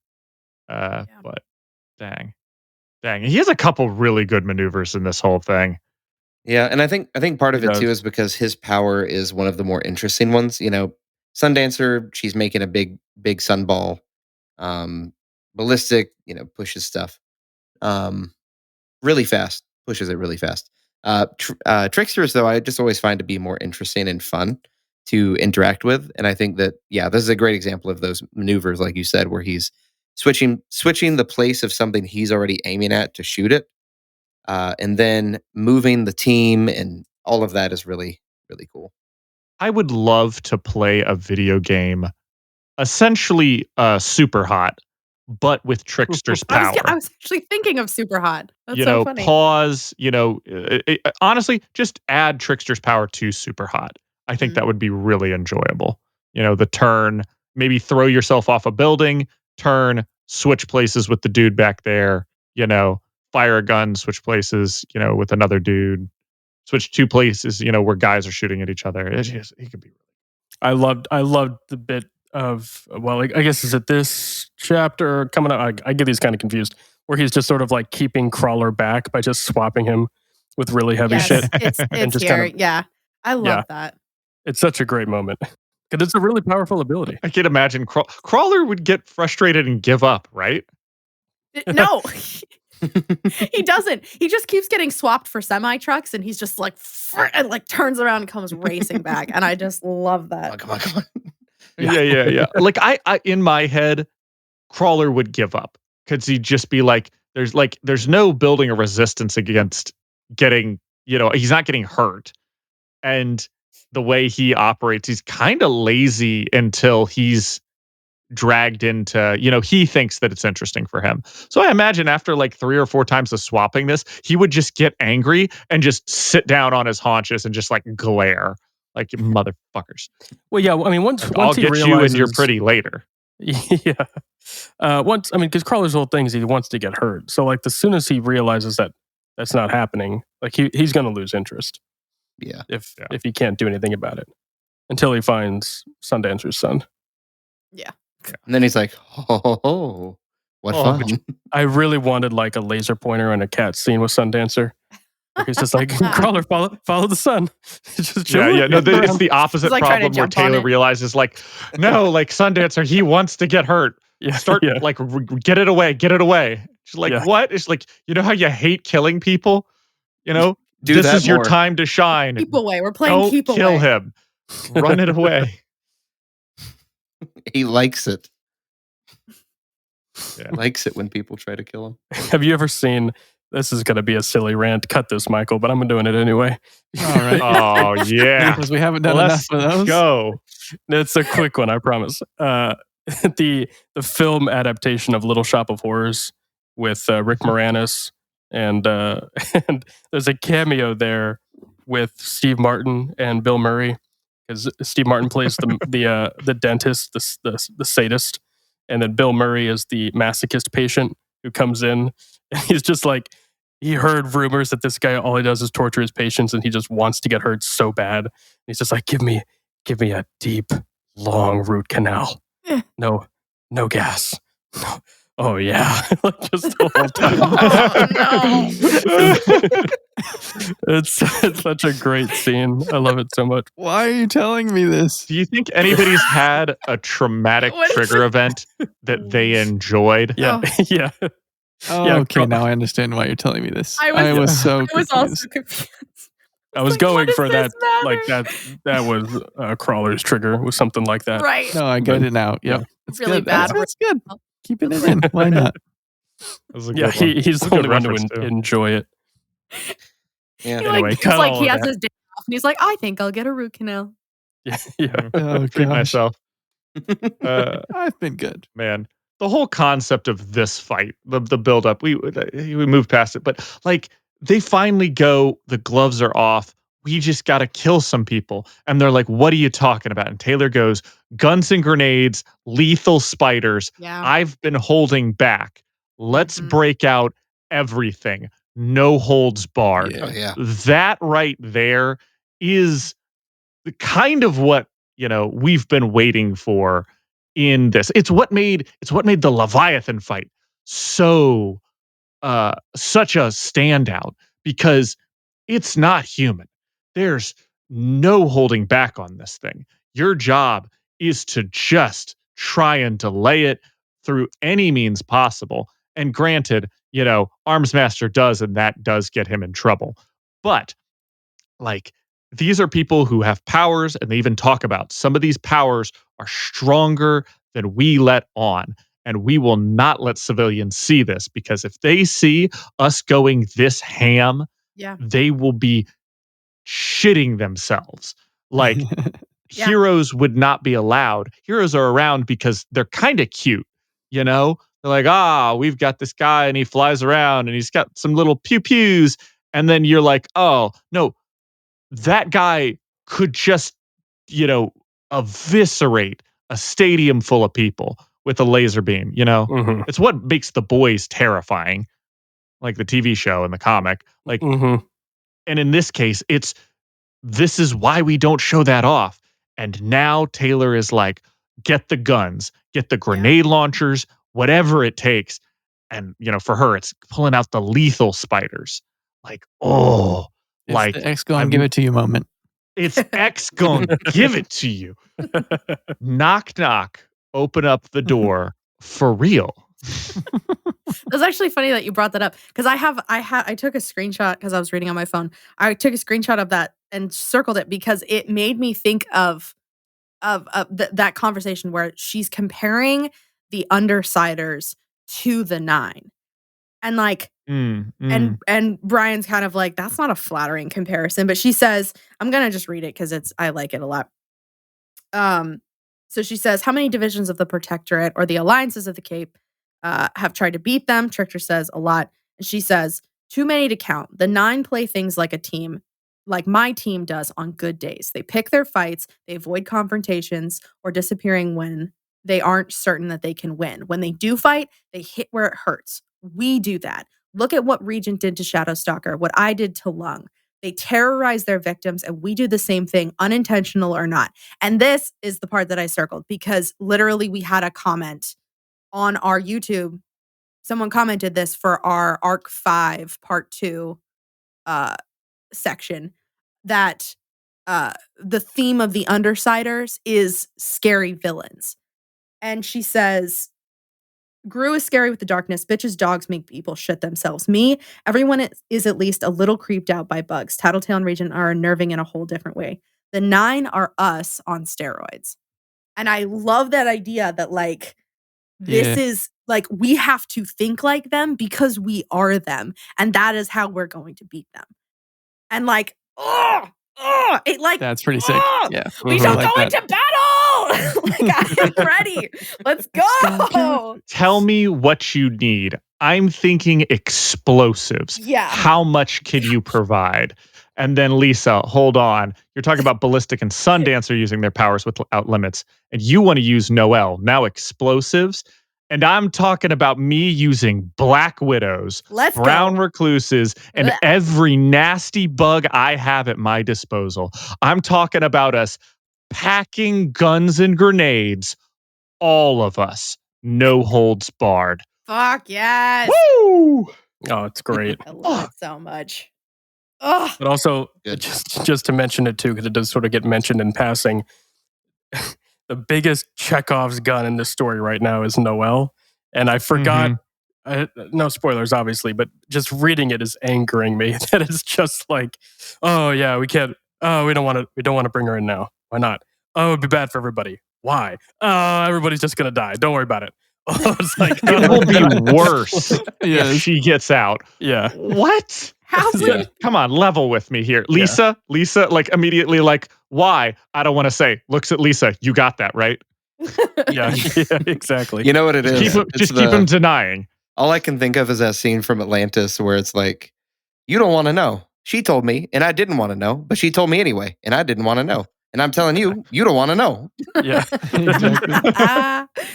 exactly. It's exactly that where it's just like, yeah, it's definitely the huge.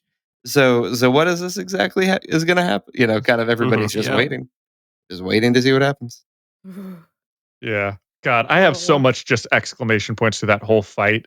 Like the sniper body swap, genius. So Oops, good. Taylor lied. Fuck you, Crawler. You ain't doing shit today. Okay, Trickster's winning a little. Regent control? Hell yeah. Oh, I love that. And then that was great. That's great. Yeah. And then we get all the way back to them post battle. If we're okay moving there. I don't know where we can jump around. Yes, Post battle. Brooks, why the fuck do you know the chemical makeup of spider venom?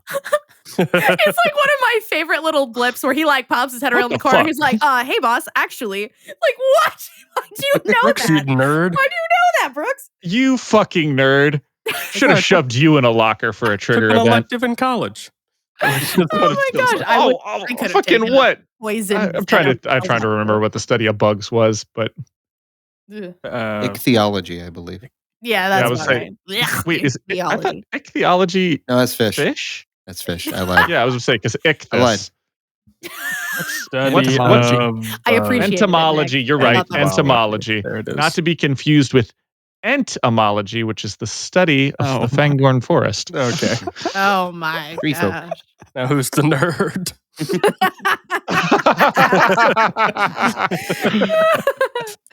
Oh my gosh. That's amazing. Oh my god. Please move on quickly. Yes. Okay.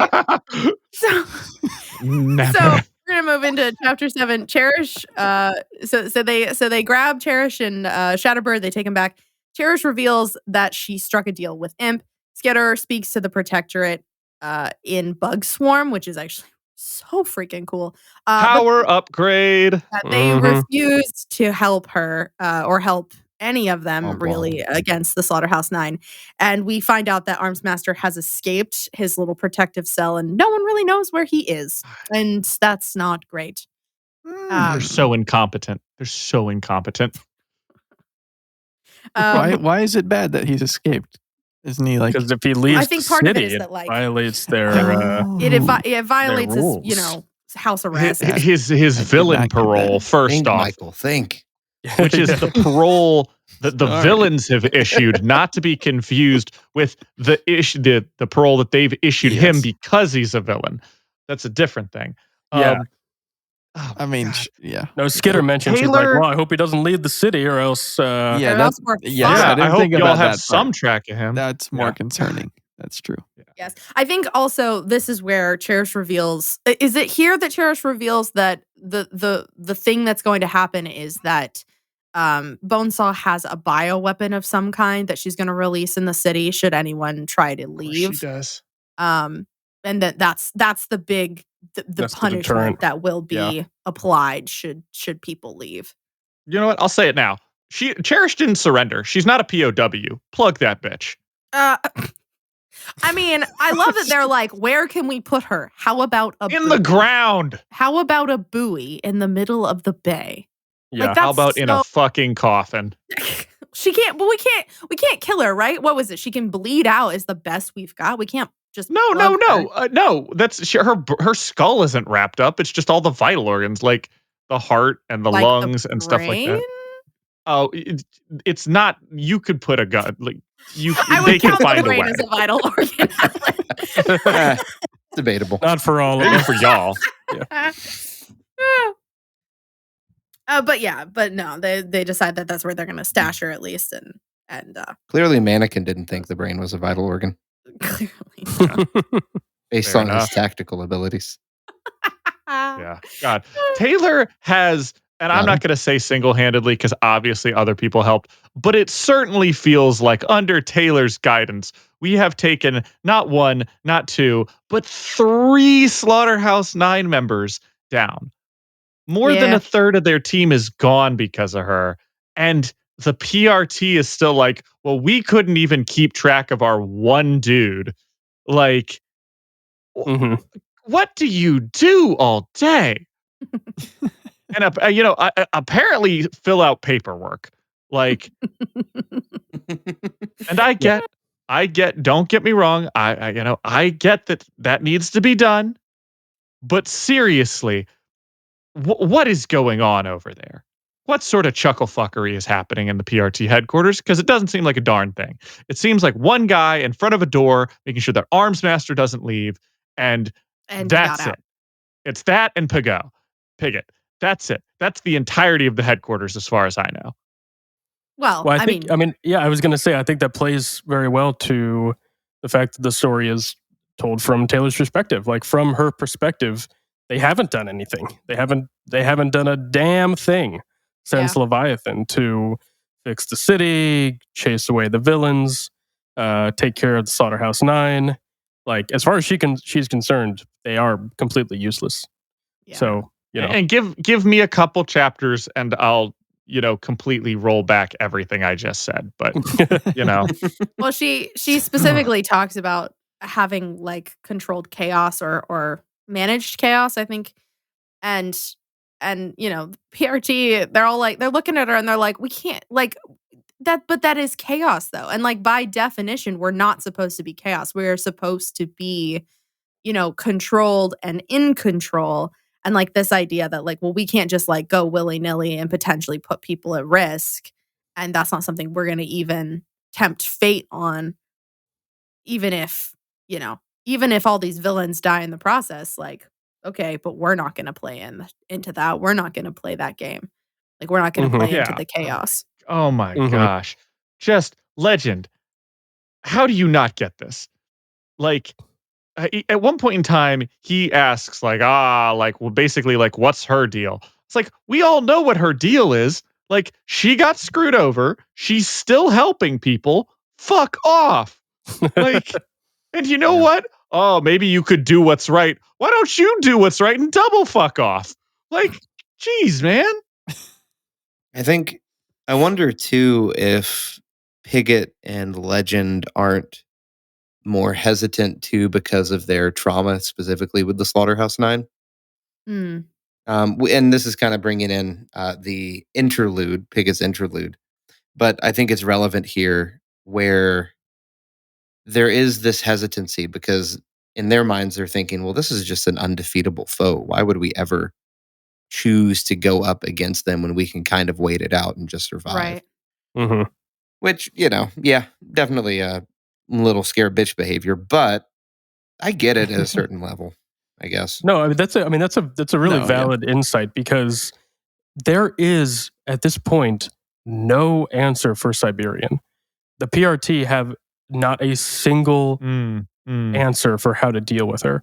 Anybody who fights her dies. There's nothing. There's like any attempt to engage with her is death. There's no stopping her. Yeah. There's no containing her. There's no cage.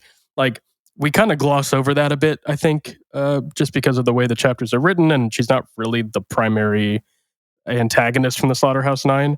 But like from the PRT's perspective, like they do not have a plan for that. Yeah. Like there's no way to deal with it. So it does make sense. Like why would they engage? All they're gonna do is die and make the Slaughterhouse Nine angry enough to kill everyone around them.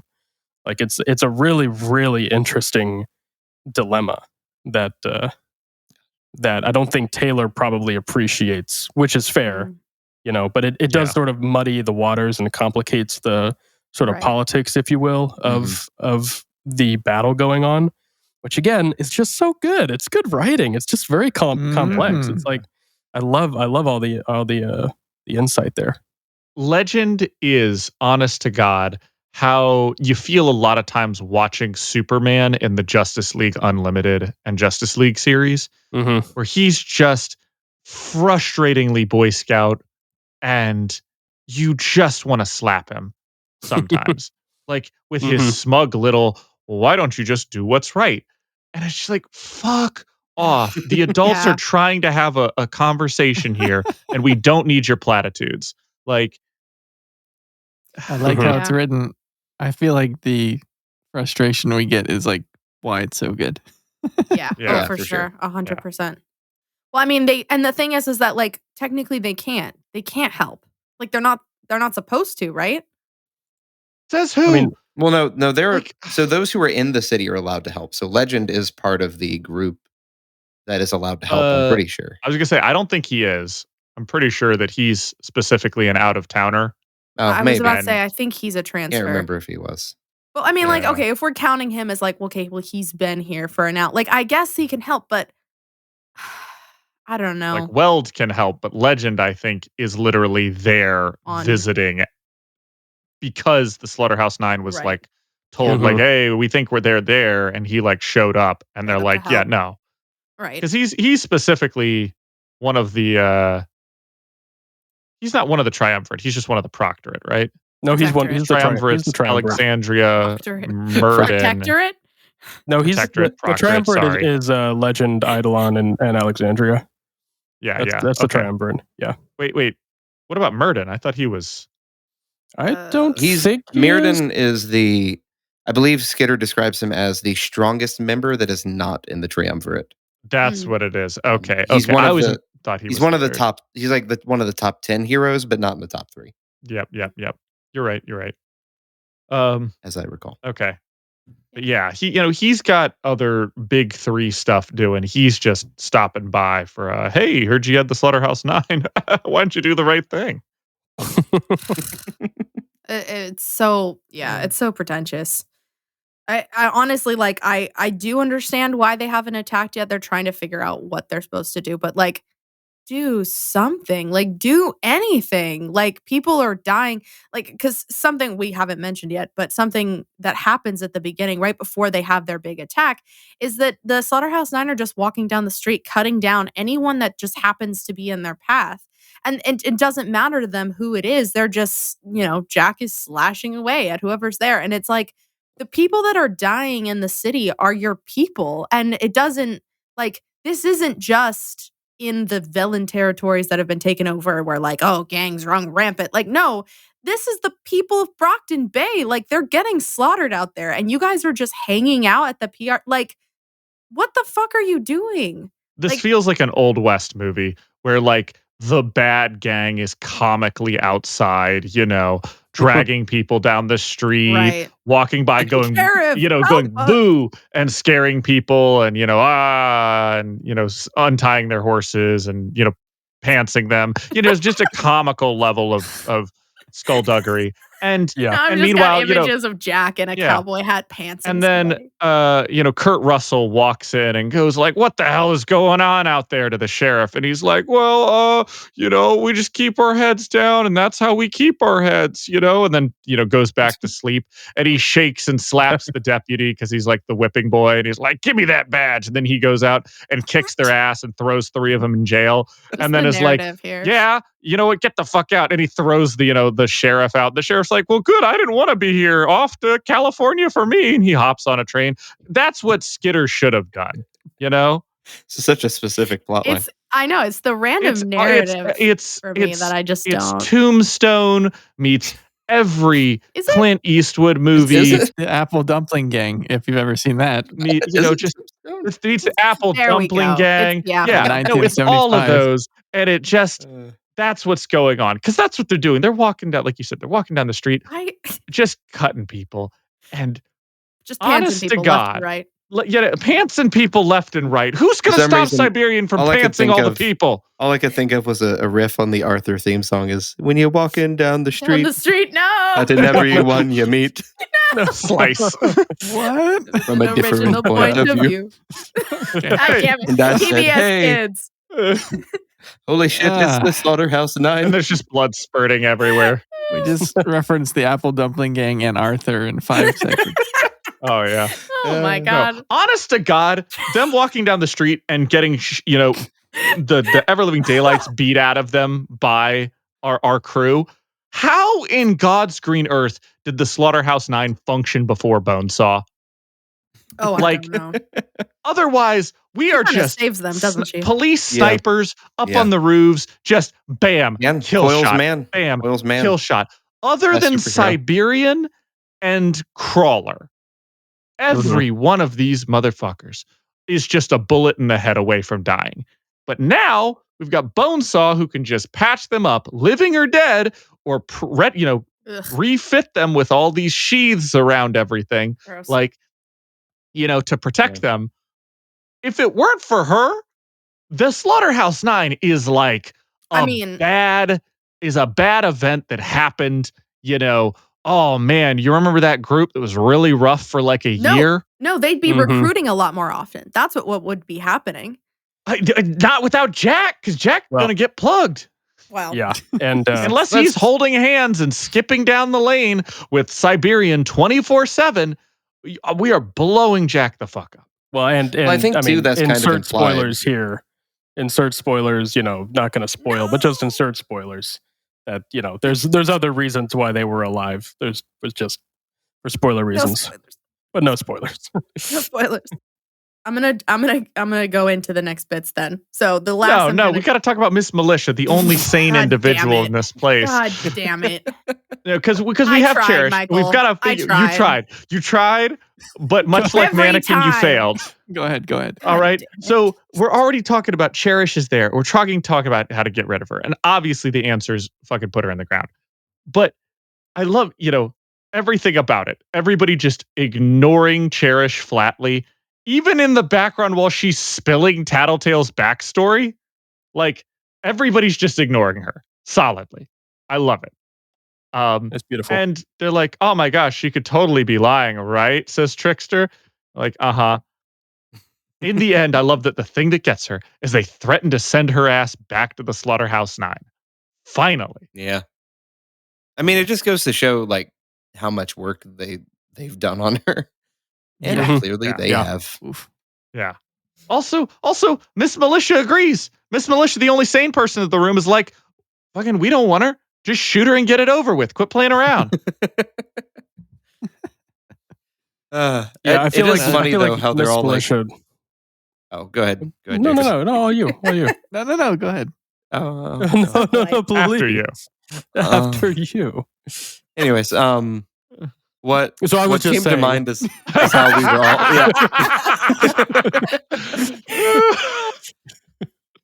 Yeah. One more time. No, for real. Go ahead. All right. So, anyways, I do think it's funny. We are all kind of giving crap to Ballistic for wigging out and being too scared to actually kill the Slaughterhouse Nine. But then they do the exact same thing when Cherish comes, and they're like, everybody's like, "Yeah, let's just kill her." And the Skitter's like, "Wait, but no, this is different." And everybody's like, "Different how? Different how, Skitter?" Yeah, Skitter. I can lie about civilians getting caught in your inferno, Sundancer, but if you ask me to plug a person right they in were front of me, already dead. it's different, They're already fucked. Like, Yeah. yeah, it's different when I have to do it. What's the community meme? I can excuse murder and open war, but bring it I back. draw the line, And murder. at murder. You can excuse keep murder. Open war. referencing that. That's like the reoccurring Taylor meme. It every is time. actually the Yes. inspiration for the entire Worm series. I remember Wild Bill writing about that. Mhm. Yeah, What? exactly. Of course. Oh, That is Taylor in a nutshell. That Yeah. hypocritical. Okay. You got it out of me. I'm done. Oh, Moving can on. I Are you move sure? on now? Are you sure? I mean, okay, if you want me to go. No. Okay. Okay, chapter 8. I have an extra note here about a whole thing, but if you want to move. Okay, so chapter 8, we go in with the city's villain alliance attacking the Slaughterhouse Nine. Skitter, Tattletale, Trickster, Sundancer, and Ballistic launch a rescue attempt to try and save Grue, and in turn are captured by Bonesaw, where they also find Imp. Delightful.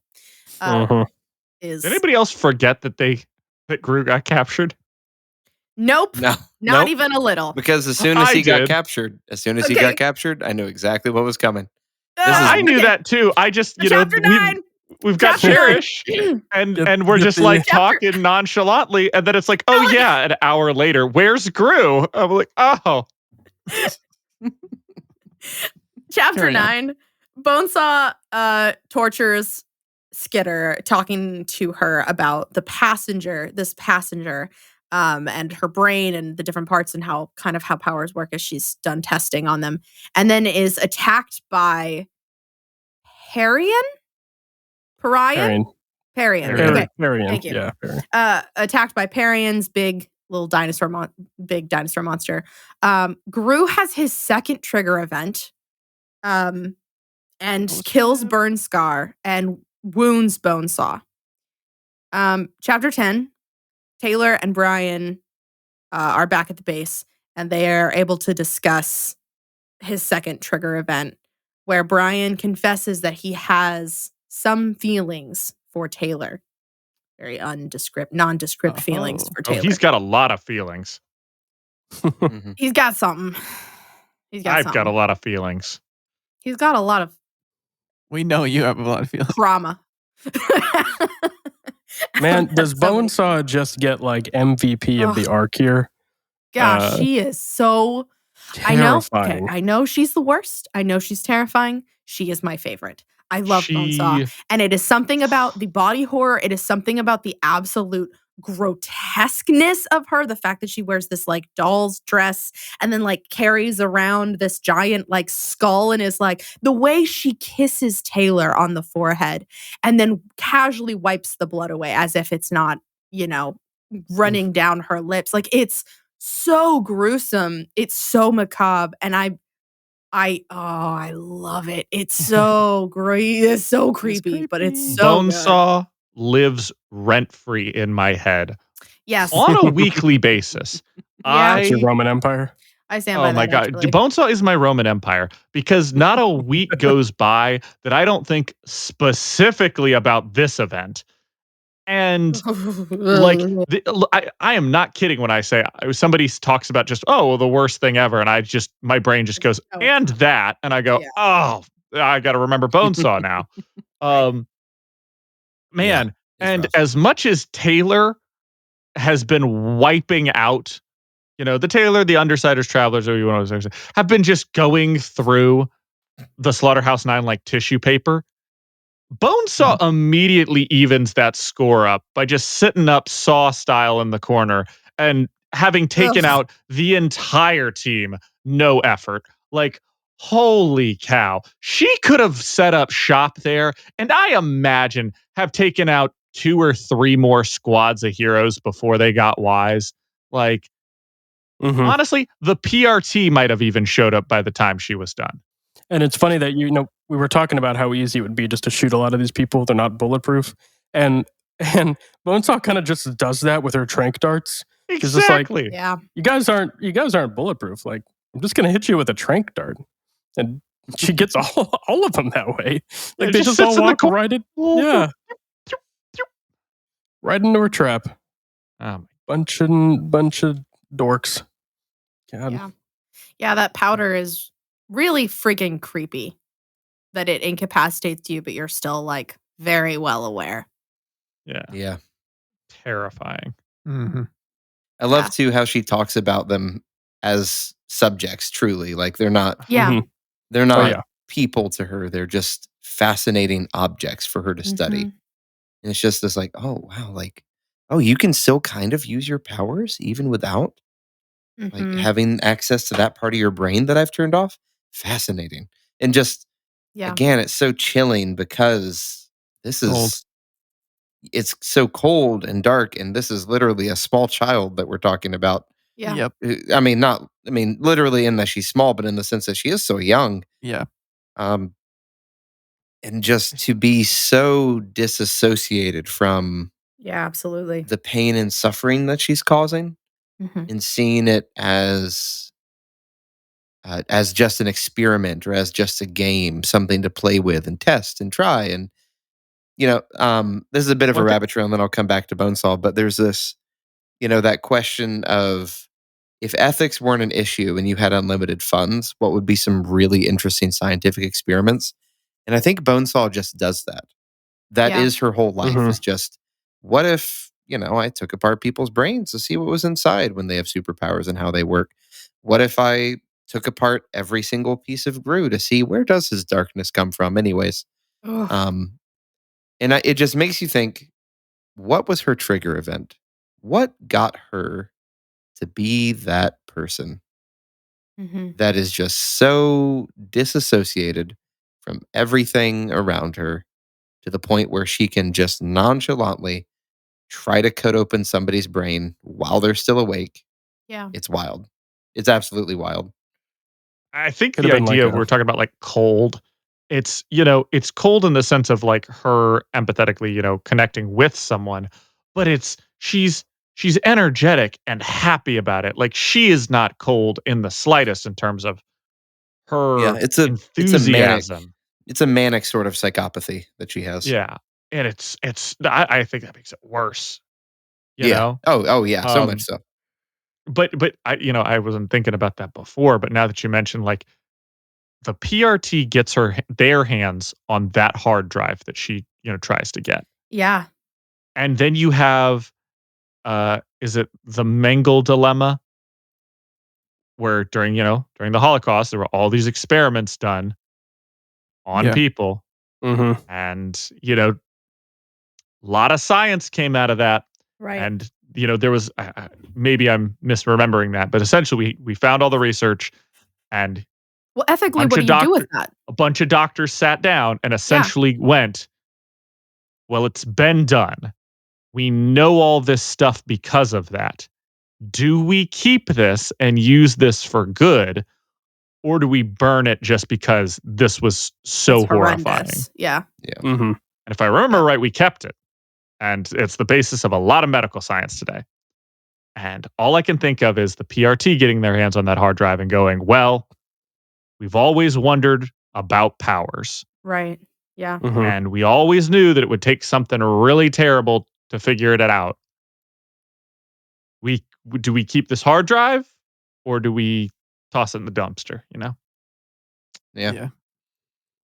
I mean, it is fascinating from a world building perspective. Like, what Bonesaw is trying to do is answer that question. We've joked before about how Wildbow will give answers to questions we didn't know we wanted answers to. especially within this kind of genre. But like, where did our powers come from? Like, no other property attempts to answer that question, really. I mean, there's a lot of niche stories that do, but broadly, Marvel, DC, all those big ones, like even The Boys, it's like, they got injections, or they, had drank something out of a vial. Well, what did that vial come from? We've asked too many questions. Okay, stop asking questions. Like Bonesaw is attempting to get that answer in a really fucked up way, but it is also, as a reader, like, I also kind of want her to succeed because I'm curious now. Like, where do the powers come from?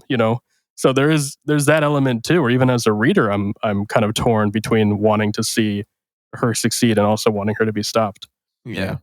It crosses the pages. When she starts talking about, I'm so sorry, Nick. No, go ahead, Hannah. Well, I'm just gonna say, when she starts talking about the parts of the brain, it's like I don't know my anatomy, but like when she's talking about this part, it's behind this section and over here and whatever. It's like, and she mentions even, I've watched someone trigger and I've seen it form and how it moves, and it's like, that means you cracked open someone's skull, drove them to a trigger event so you could watch how their brain would form under duress and under a trigger event. And that is just so, like, how many times has she done that? Enough so that she talks about the passenger. She talks about, what happens while our triggers are forming, how it shapes the brain. Like, woof. Yeah. It's a lot. It also brings up something where we talked about, like, she essentially, if she had somebody's brain open like that, she forced a trigger event. I mean, she forced a second one here, which means that what we were told before, kind of way at the beginning of, you can't force trigger events, isn't true. And it's probably another example of the PRT doesn't want that to get out, because then you'd have parents throwing kids off cliffs hoping they get powers. Yeah. Vat of toxic waste. Yeah. Where would we even find a vat of toxic waste? Steve! I mean, plenty of people also just die. Like, it has to be enough duress that you're still alive for. You can't just chuck somebody into a vat of toxic waste. They'll melt. But, like, it has to be enough that they're alive, that they're being pushed to their absolute limit. Like, Grue has his nerves splayed out across the floor. And that's not enough. And that right there, I think about that the most. I hate horror films, but I love like psychological horror. I find it so fascinating. I don't want to watch it because I hate jump scares, but like Midsommar was a phenomenal movie. And like, if you haven't seen Midsommar, there's a section where there's a guy in a barn and his ribs are all in his everything. It's horrendous. And I think of that image when I think of Grue in a walk-in. He has all of his organs are on display, and his nerves are, and that is not enough. Even through all of that, being totally aware, being able to look down and see his own heart beating in his chest, and that's not enough to push him to a second trigger event. And it's when Taylor is about to get her head cracked open, when Imp is about to be cut open, when his people are about to get cut open, is when it happens. And I just, it is. Brian is such a great character. Like, we love him so much, and he's such a good leader. But like, he is so sacrificial, even. And like later when he talks to Taylor and he's like, "You should have just killed me. You should just put me out of my misery." Like, he was ready. He was ready because he'd given up. But it took his teammates, it took Taylor about to be cut up for him to be pushed past that limit. Holy shit. It just kills me. And it's so well done. And you can't have that moment of him being pushed to the edge without Bonesaw being as horrendous as she is. And like the duality of those two. God damn. It gives me goosebumps. And I just, I love good storytelling like that. It just, such a good moment. Yeah, it's really well done. And really, really powerful for sure. And a lot of things happen very quickly in that scene that sort of get glanced over as he triggers, because you get the death of Burnscar, which is over very quickly. Ooh, so Oh, fast. so good. Brutal. I'm trying to even remember what happened. Her to head gets pulverized. He bashes her head into the I floor. thought at first he like snaps it and then like you said. Even before that, because the reason he's able to do that is because he steals Siberian's power. Yes. Which is terrifying. Which we don't find out till later, but yeah. But but that's what it is. And then just with that ability is able to just one-shot Burnscar. Right. Yeah. Which there goes another Slaughterhouse 9 member. Like, I realize we've been working kind of our way through the weakest to the strongest, but dang, that is what, 50% now? Well, yeah. Well, Mannequin's still alive, but in terms of taking the L, alive. Cherish is out of the game. Shatterbird's out of the game. Shatterbird's out of the game. Yeah. A lot of L's there. Yeah.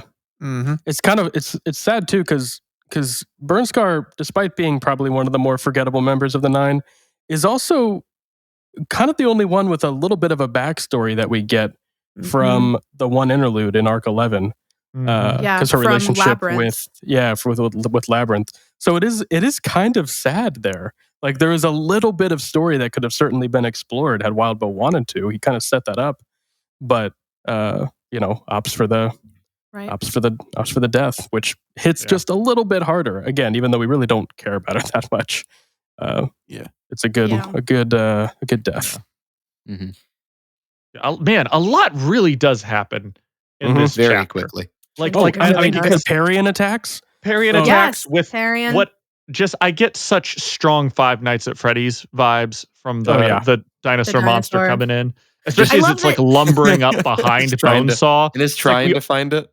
Yeah, we already had one monster. Like, we had the Saw movie going on, but all of a sudden, Jigsaw is getting chased by a FNAF character. It's like, wait a minute, what movie am I in? But you also get the little, at least the way I read it was that Parian's family is part of the group that Bonesaw like plastic surgery'd. Yeah. I forgot about the plastic surgery bullshit. Oh my gosh. That's horrendous. Yeah. So we get a whole like traumatic event for Parian there, even though we've only had a couple chapters with her total. Yeah. But just possible trigger warning ahead. Then we got the second trigger, which the nerve endings things.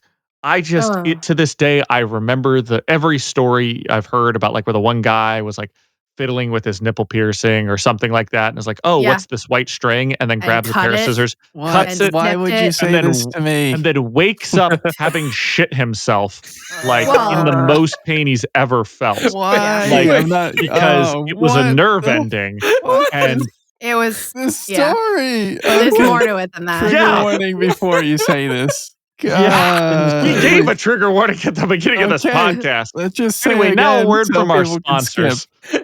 Help. Help can get you the help you need after listening to this podcast about help. Please subscribe to our Patreon so we can get Alan into therapy. Please. I don't need therapy. I'm doing great. The rest of y'all need therapy. Now I do. Now we all do. Yeah. So the rest I've had plenty of time to come to terms with this story. All right. My nipples hurt. On the inside for me personally, but yeah. We also don't want to miss the whole thing of Skitter having a vision of she had another vision. The two, because all of this happens in this one, like, 2 chapters. One and 2 chapters, it's and it's one. just like it's 13.8. I'm pretty sure it's 13. I think it's 0.10. No, 0.9. No, 0.9. Yeah. 0.9? Yeah. Man, I was on such a rush then. I didn't even put that down. That's how you know it's good. Yeah. So I don't want to overlook the fact, again, talking about, where powers come from. And you have this story, you have this thing that almost called her Tiny Bones. Tiny Bones! Bones. Tiny Bones. Tiny Bones is our D&D character. Everybody, thank you so much. It's And I stole the deep name cut. from a Magic card, so some Oh, people might okay. get that. Anyways, Never mind. that aside, great name. Grade. Unrelated though. Tiny Bones. Bonesaw is describing this part of the brain that controls all of these functions and all of that, and it's like, yeah, great, that's cool. And then we get this weird vision that Skitter has, where I don't know. It's just like, what is happening? She has this vision. It's like two creatures, two entities, and they're trying to decide something. And then they decide, yes, that one, Earth, Taylor's Earth, in fact. And they pass over all these other worlds that have very interesting descriptions that they don't linger on too much, but is very fascinating. So there's just a lot happening there. And I'm like, I'm sorry, can we come back to this for a second? Like, what is going on here with all of this stuff? Anyways. Yeah. And by the nature of these visions, we know we won't come back to it. Like, Taylor won't have a moment to think about it because they all, like, she tends, as we've seen, she tends to forget. Like, people forget the vision as soon as they've seen them. And then it's like, we move on and it's like, wait, like, I didn't get to process that. Yep. Like, what's happening? Yeah, only Tattletale has been able to remember a bit more, and then Miss Militia. Right? Miss Militia, yes. Yeah. Well, we didn't say that she remembered. She just because remember she wakes up and she's like, and then forgets the dream. Yeah, she forgets. But she's having dreams. So it's something, I guess. Yeah, you're right. Well, it's interesting because when Bonesaw is talking to Skitter, she does mention the passenger quite a few times. But then when she talks about the passenger, she doesn't really explain what the passenger is. And so when Bonesaw then leaves to go get a bigger saw, Skitter doesn't know really, but she's in her head screaming, "Help me," to the passenger, in the hopes that whatever this passenger is in my brain, that maybe it'll be able to help me. Yeah. And as we saw, nothing happens. Yeah. Man. Some damn good chapters. Heavy. Very heavy. I know we could probably talk on these chapters for a long time, but any quick final thoughts before we go to chapter 10? Well, we should talk about 10 just a little bit. That's what I meant. I meant, is 10 before we get to 10. the Brian and her conversation? Yeah. Ooh. Yeah. That is tough. another. I know I said one. that the conversations that live rent free. Bonesaw. Actually, the Bonesaw, what she does to Grue is the number one incident that I think about. Following that, when I think of things I think about, is this conversation right here because of specifically because of how Grue breaks down Taylor's personality and power. It's so stupidly in depth. For just it's just a level of analyzing her that I honestly haven't gotten in a lot of other literature, because it's such a subtle part to the rest of the story. I feel like a lot of books that are one character insightfully looking into another character's soul are kind of ham-fisted, or they point it out and you go, oh, of course, we kind of knew that about the character, but this explains them. This unravels the rest of Taylor's decisions beforehand and going forward. This is the crux of looking at Taylor for me. It's so insightful. It's so well written. Ignoring the romance part of it, just Brian talking about how she manipulates people, and that she does it because it benefits her, and she doesn't even realize she's doing it. And she turns around and immediately does it to him.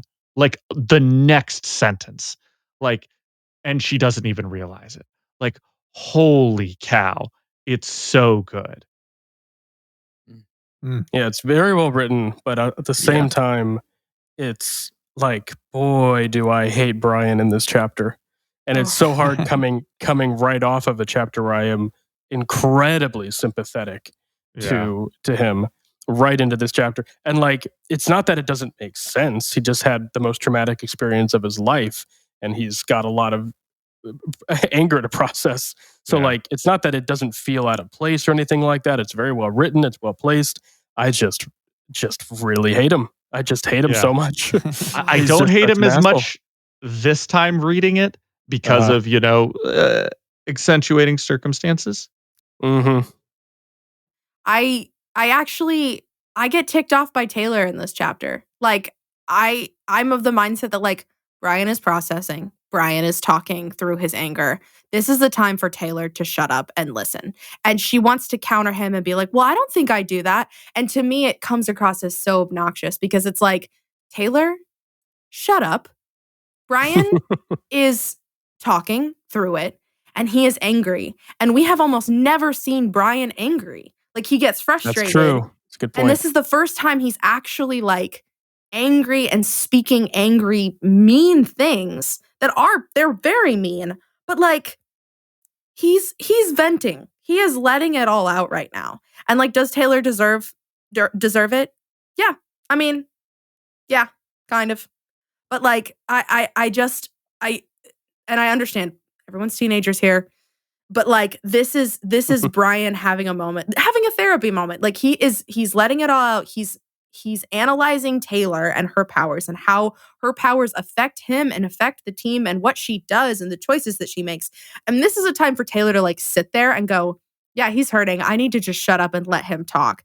But she's like, well, fine, I'll just leave. Like, Taylor, that is not what he needs. Like, oh my gosh, it doesn't. Yeah, it's a childish moment very for both of them, childish. kind of. Yeah. Especially, I can see both. For That's sure. a good point. I do feel like it is, as we've said, though, it's a bit hard to call this, for Brian at least, childish after what he's been through. Yeah. I mean, the fact that he's not like in the corner screaming and crying, I think, is a Yes. credit to his character. Oh my gosh. Yeah. That is fair. You know, The first time I read this, I thought Brian was, lost his gourd, reasonably so. Geez, Brian, what a jackass.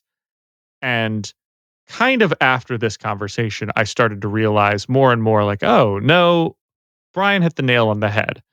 This time around, kind of prepared for it. I was like, Brian, like, obviously, still really harsh. Like, and he's whiplashing back and forth, much like the concussion that Taylor had, where she's like getting a little bit more emotional, maybe throwing some bows at people. And, but Taylor is, he's right. Taylor is exactly that kind of person. He breaks her down. Is he right for doing it right there? No, but he's not wrong. And Taylor should have listened. Yeah. Also, Jesus Christ, Brian, she's not in love. She just has a crush on you. Ugh. Like saying things like, I was Yeah. thinking of you when I triggered. Yeah, girls love that shit.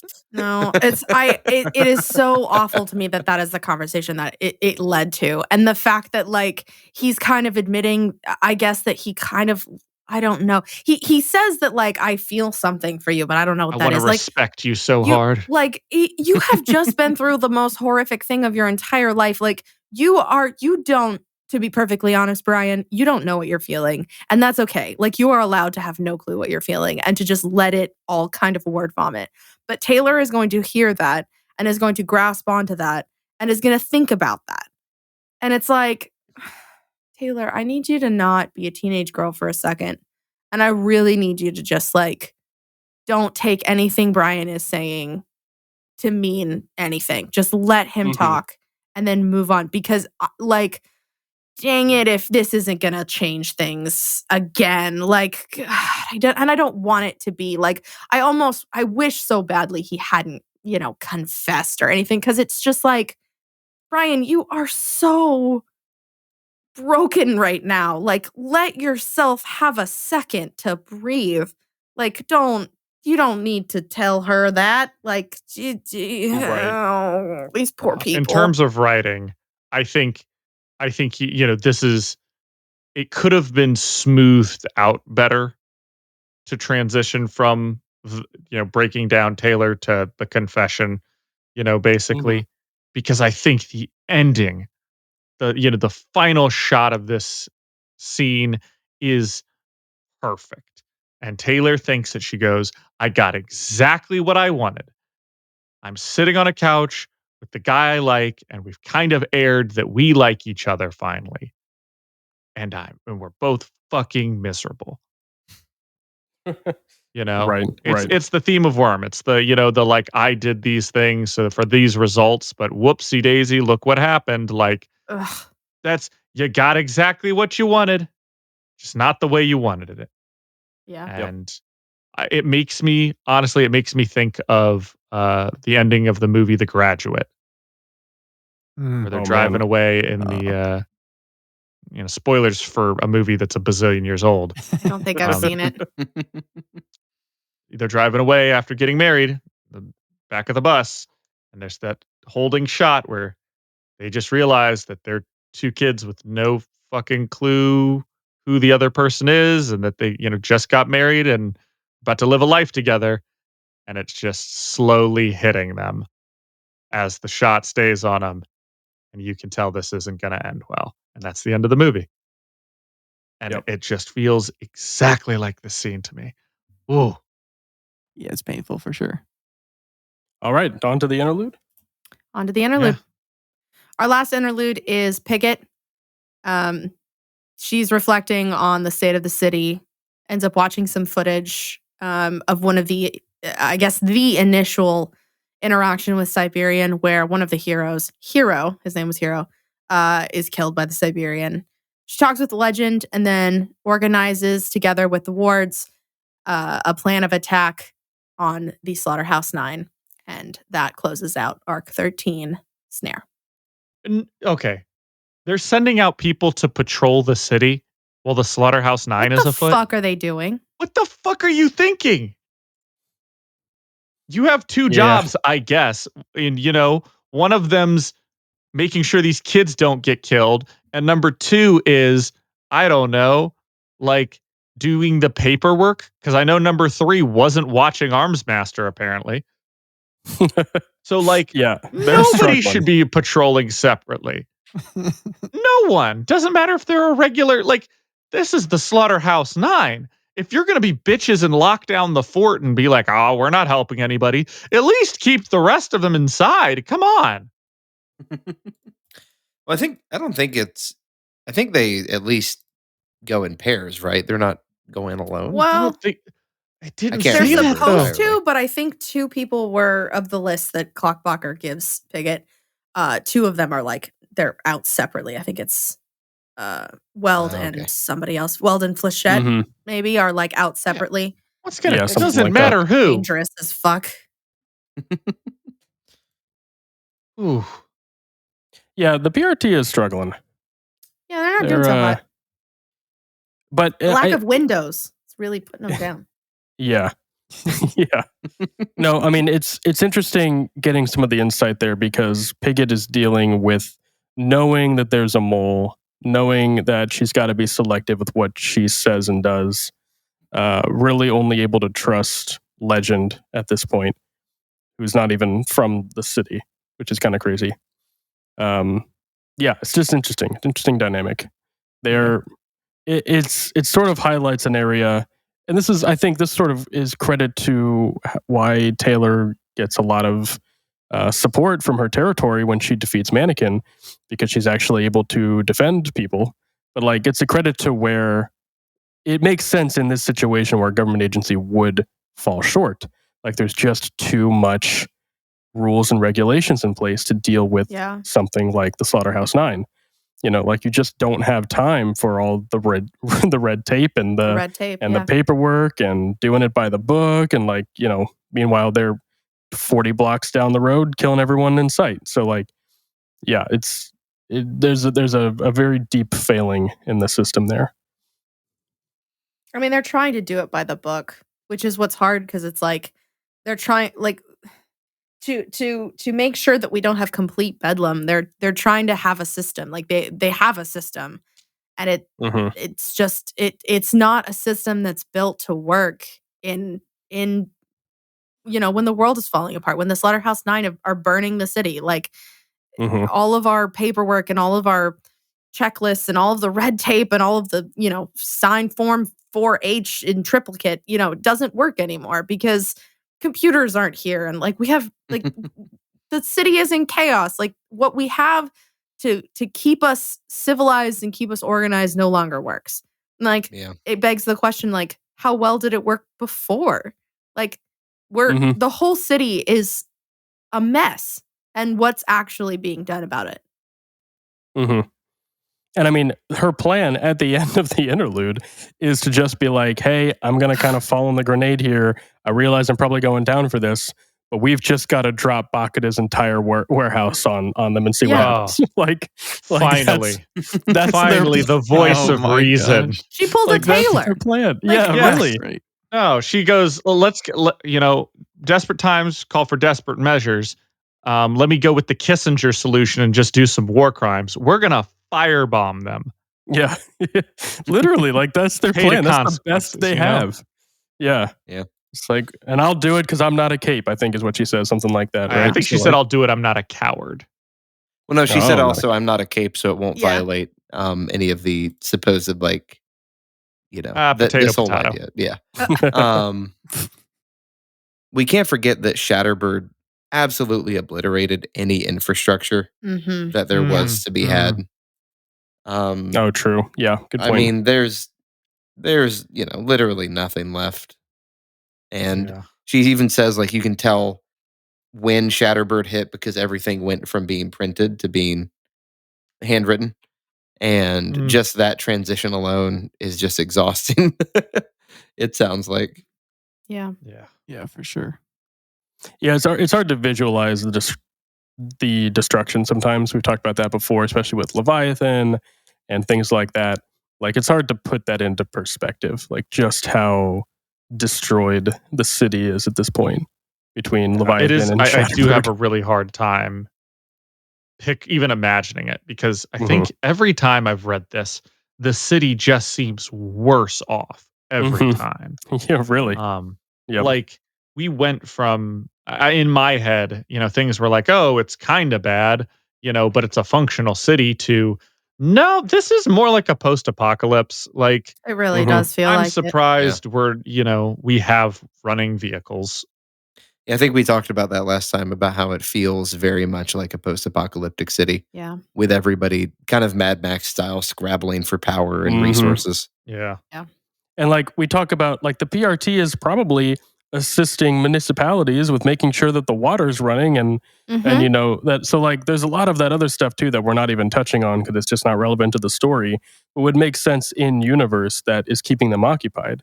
Like a lot of things that we need to make sure they're still running, that hey, let's Right. make sure there's no like micro glass in our drinking water, like things Right. like that, Oof. So yeah, it's chaos.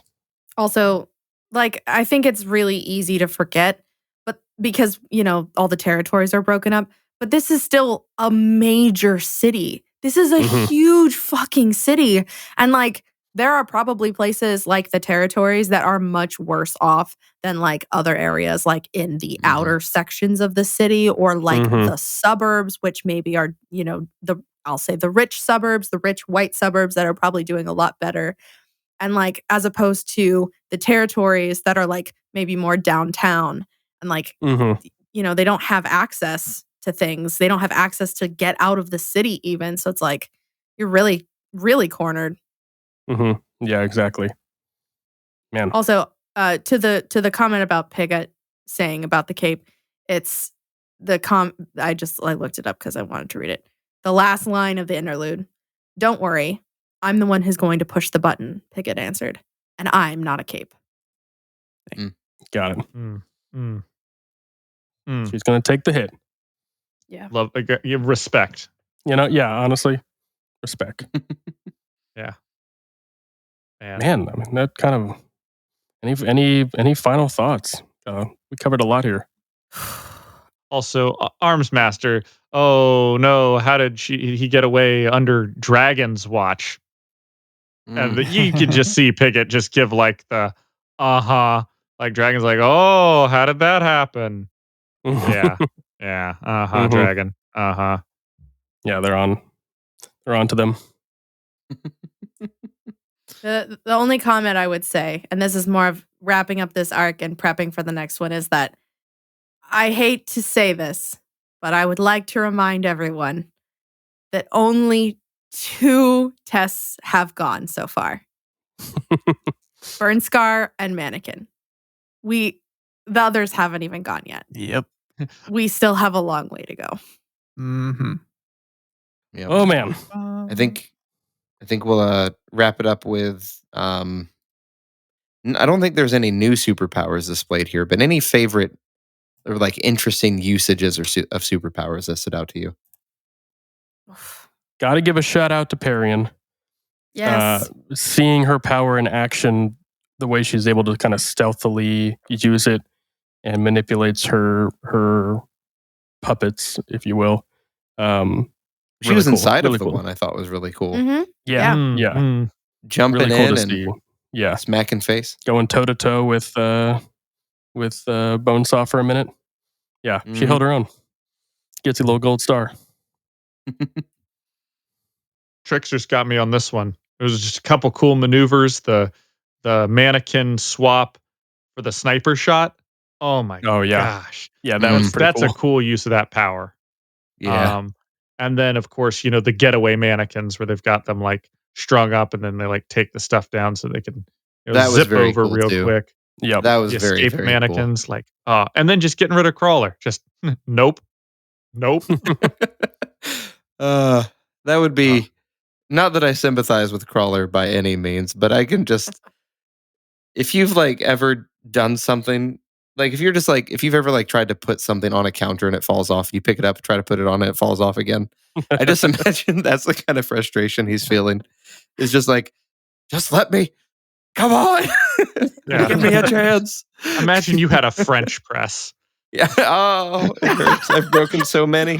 Why would you say that? It's the equivalent you of bring like that up? putting like in Looney Tunes, like putting his hand on Daffy Duck's head, and he's like, "Let me at him, let me," and he's just swinging and can't hit him.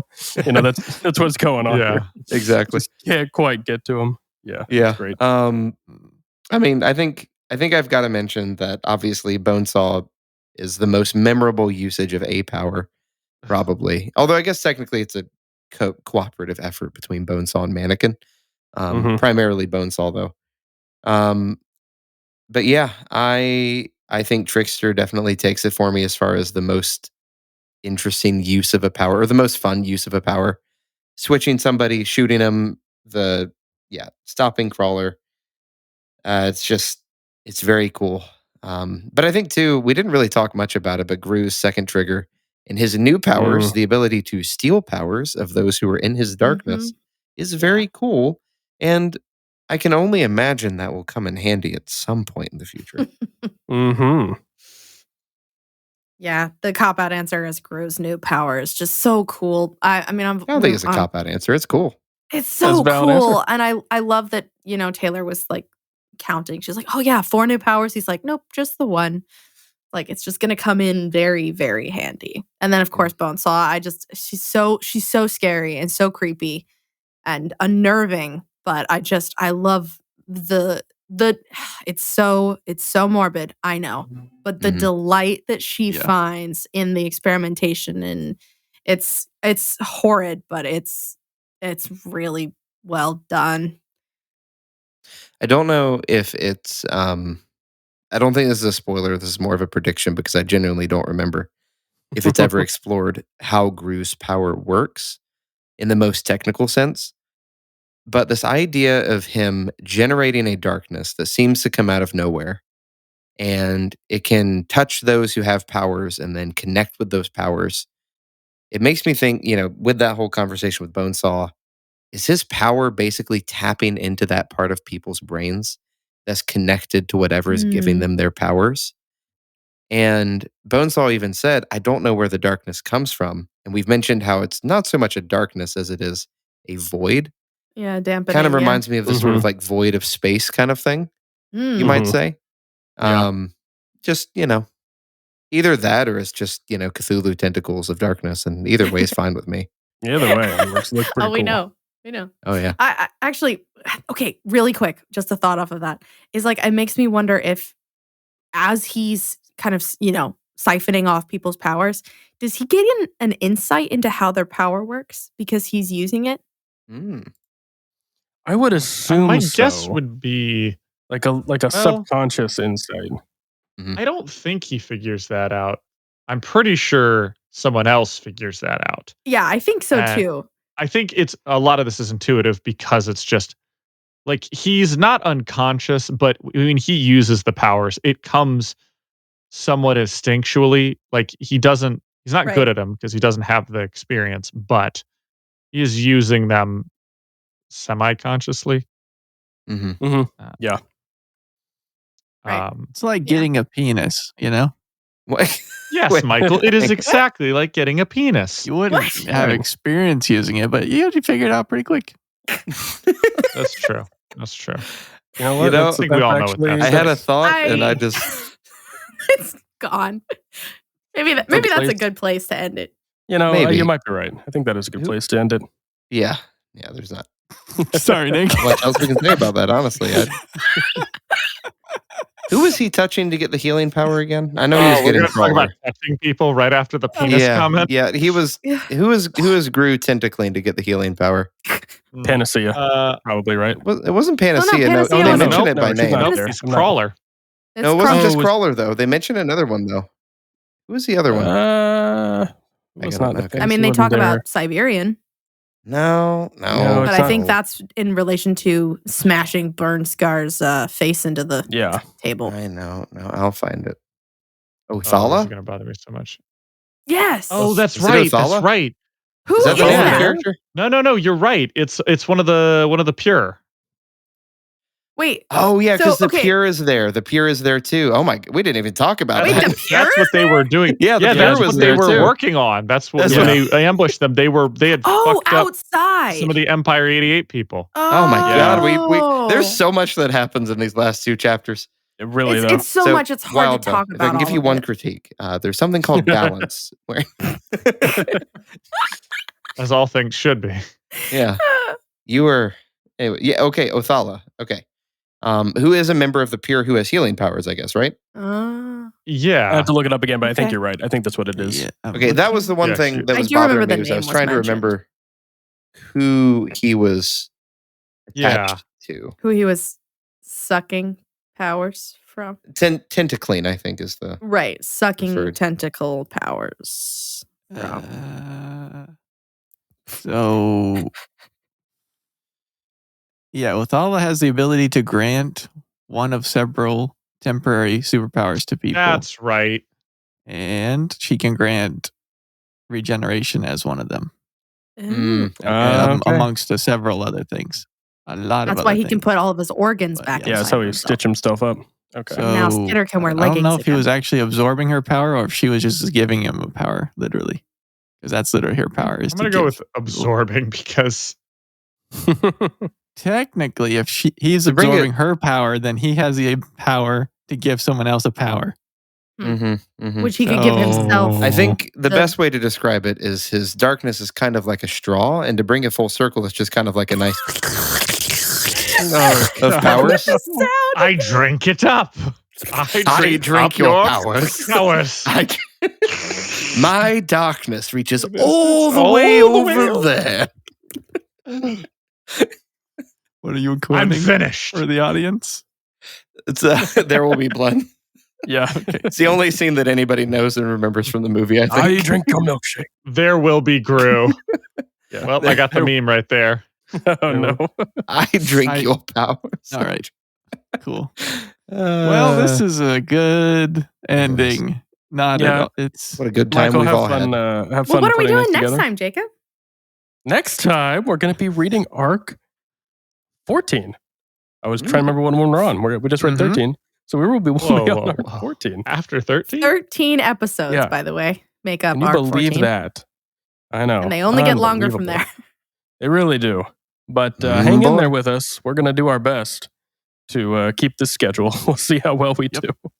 Yep. But read along with us, please. We've been really enjoying reading all of your comments and your feedback. It's been a lot of fun on Reddit and YouTube and Instagram. So keep interacting. Keep letting us know where we're going wrong. You've been quick to correct our errors, and we appreciate that, even when we know we're right. Speaking of which, No. you can correct our errors through voicemail. Exactly. We have a voicemail, so please call and leave a message. Let us know when we're wrong. 980-999-0438. Look at that. Right there for you. And maybe we'll feature your message. Don't forget to subscribe to our Patreon Yes. at Brockton Bay Book Club on Patreon. So we can send Alan to therapy, stage a little intervention, and get a pizza party. That's And the me goal. now. And yes. And all of us. Honestly, it's just going to be group therapy at this point. Yeah. Yeah. Group therapy. Thanks for sticking with us. I'm going to wrap this up before we continue on. And read Worm, Arc 14. Stick around for Dissecting Worm for Arc 13. A lot of fun on that episode as well. And until next time, Michael, would you mind finally playing us out?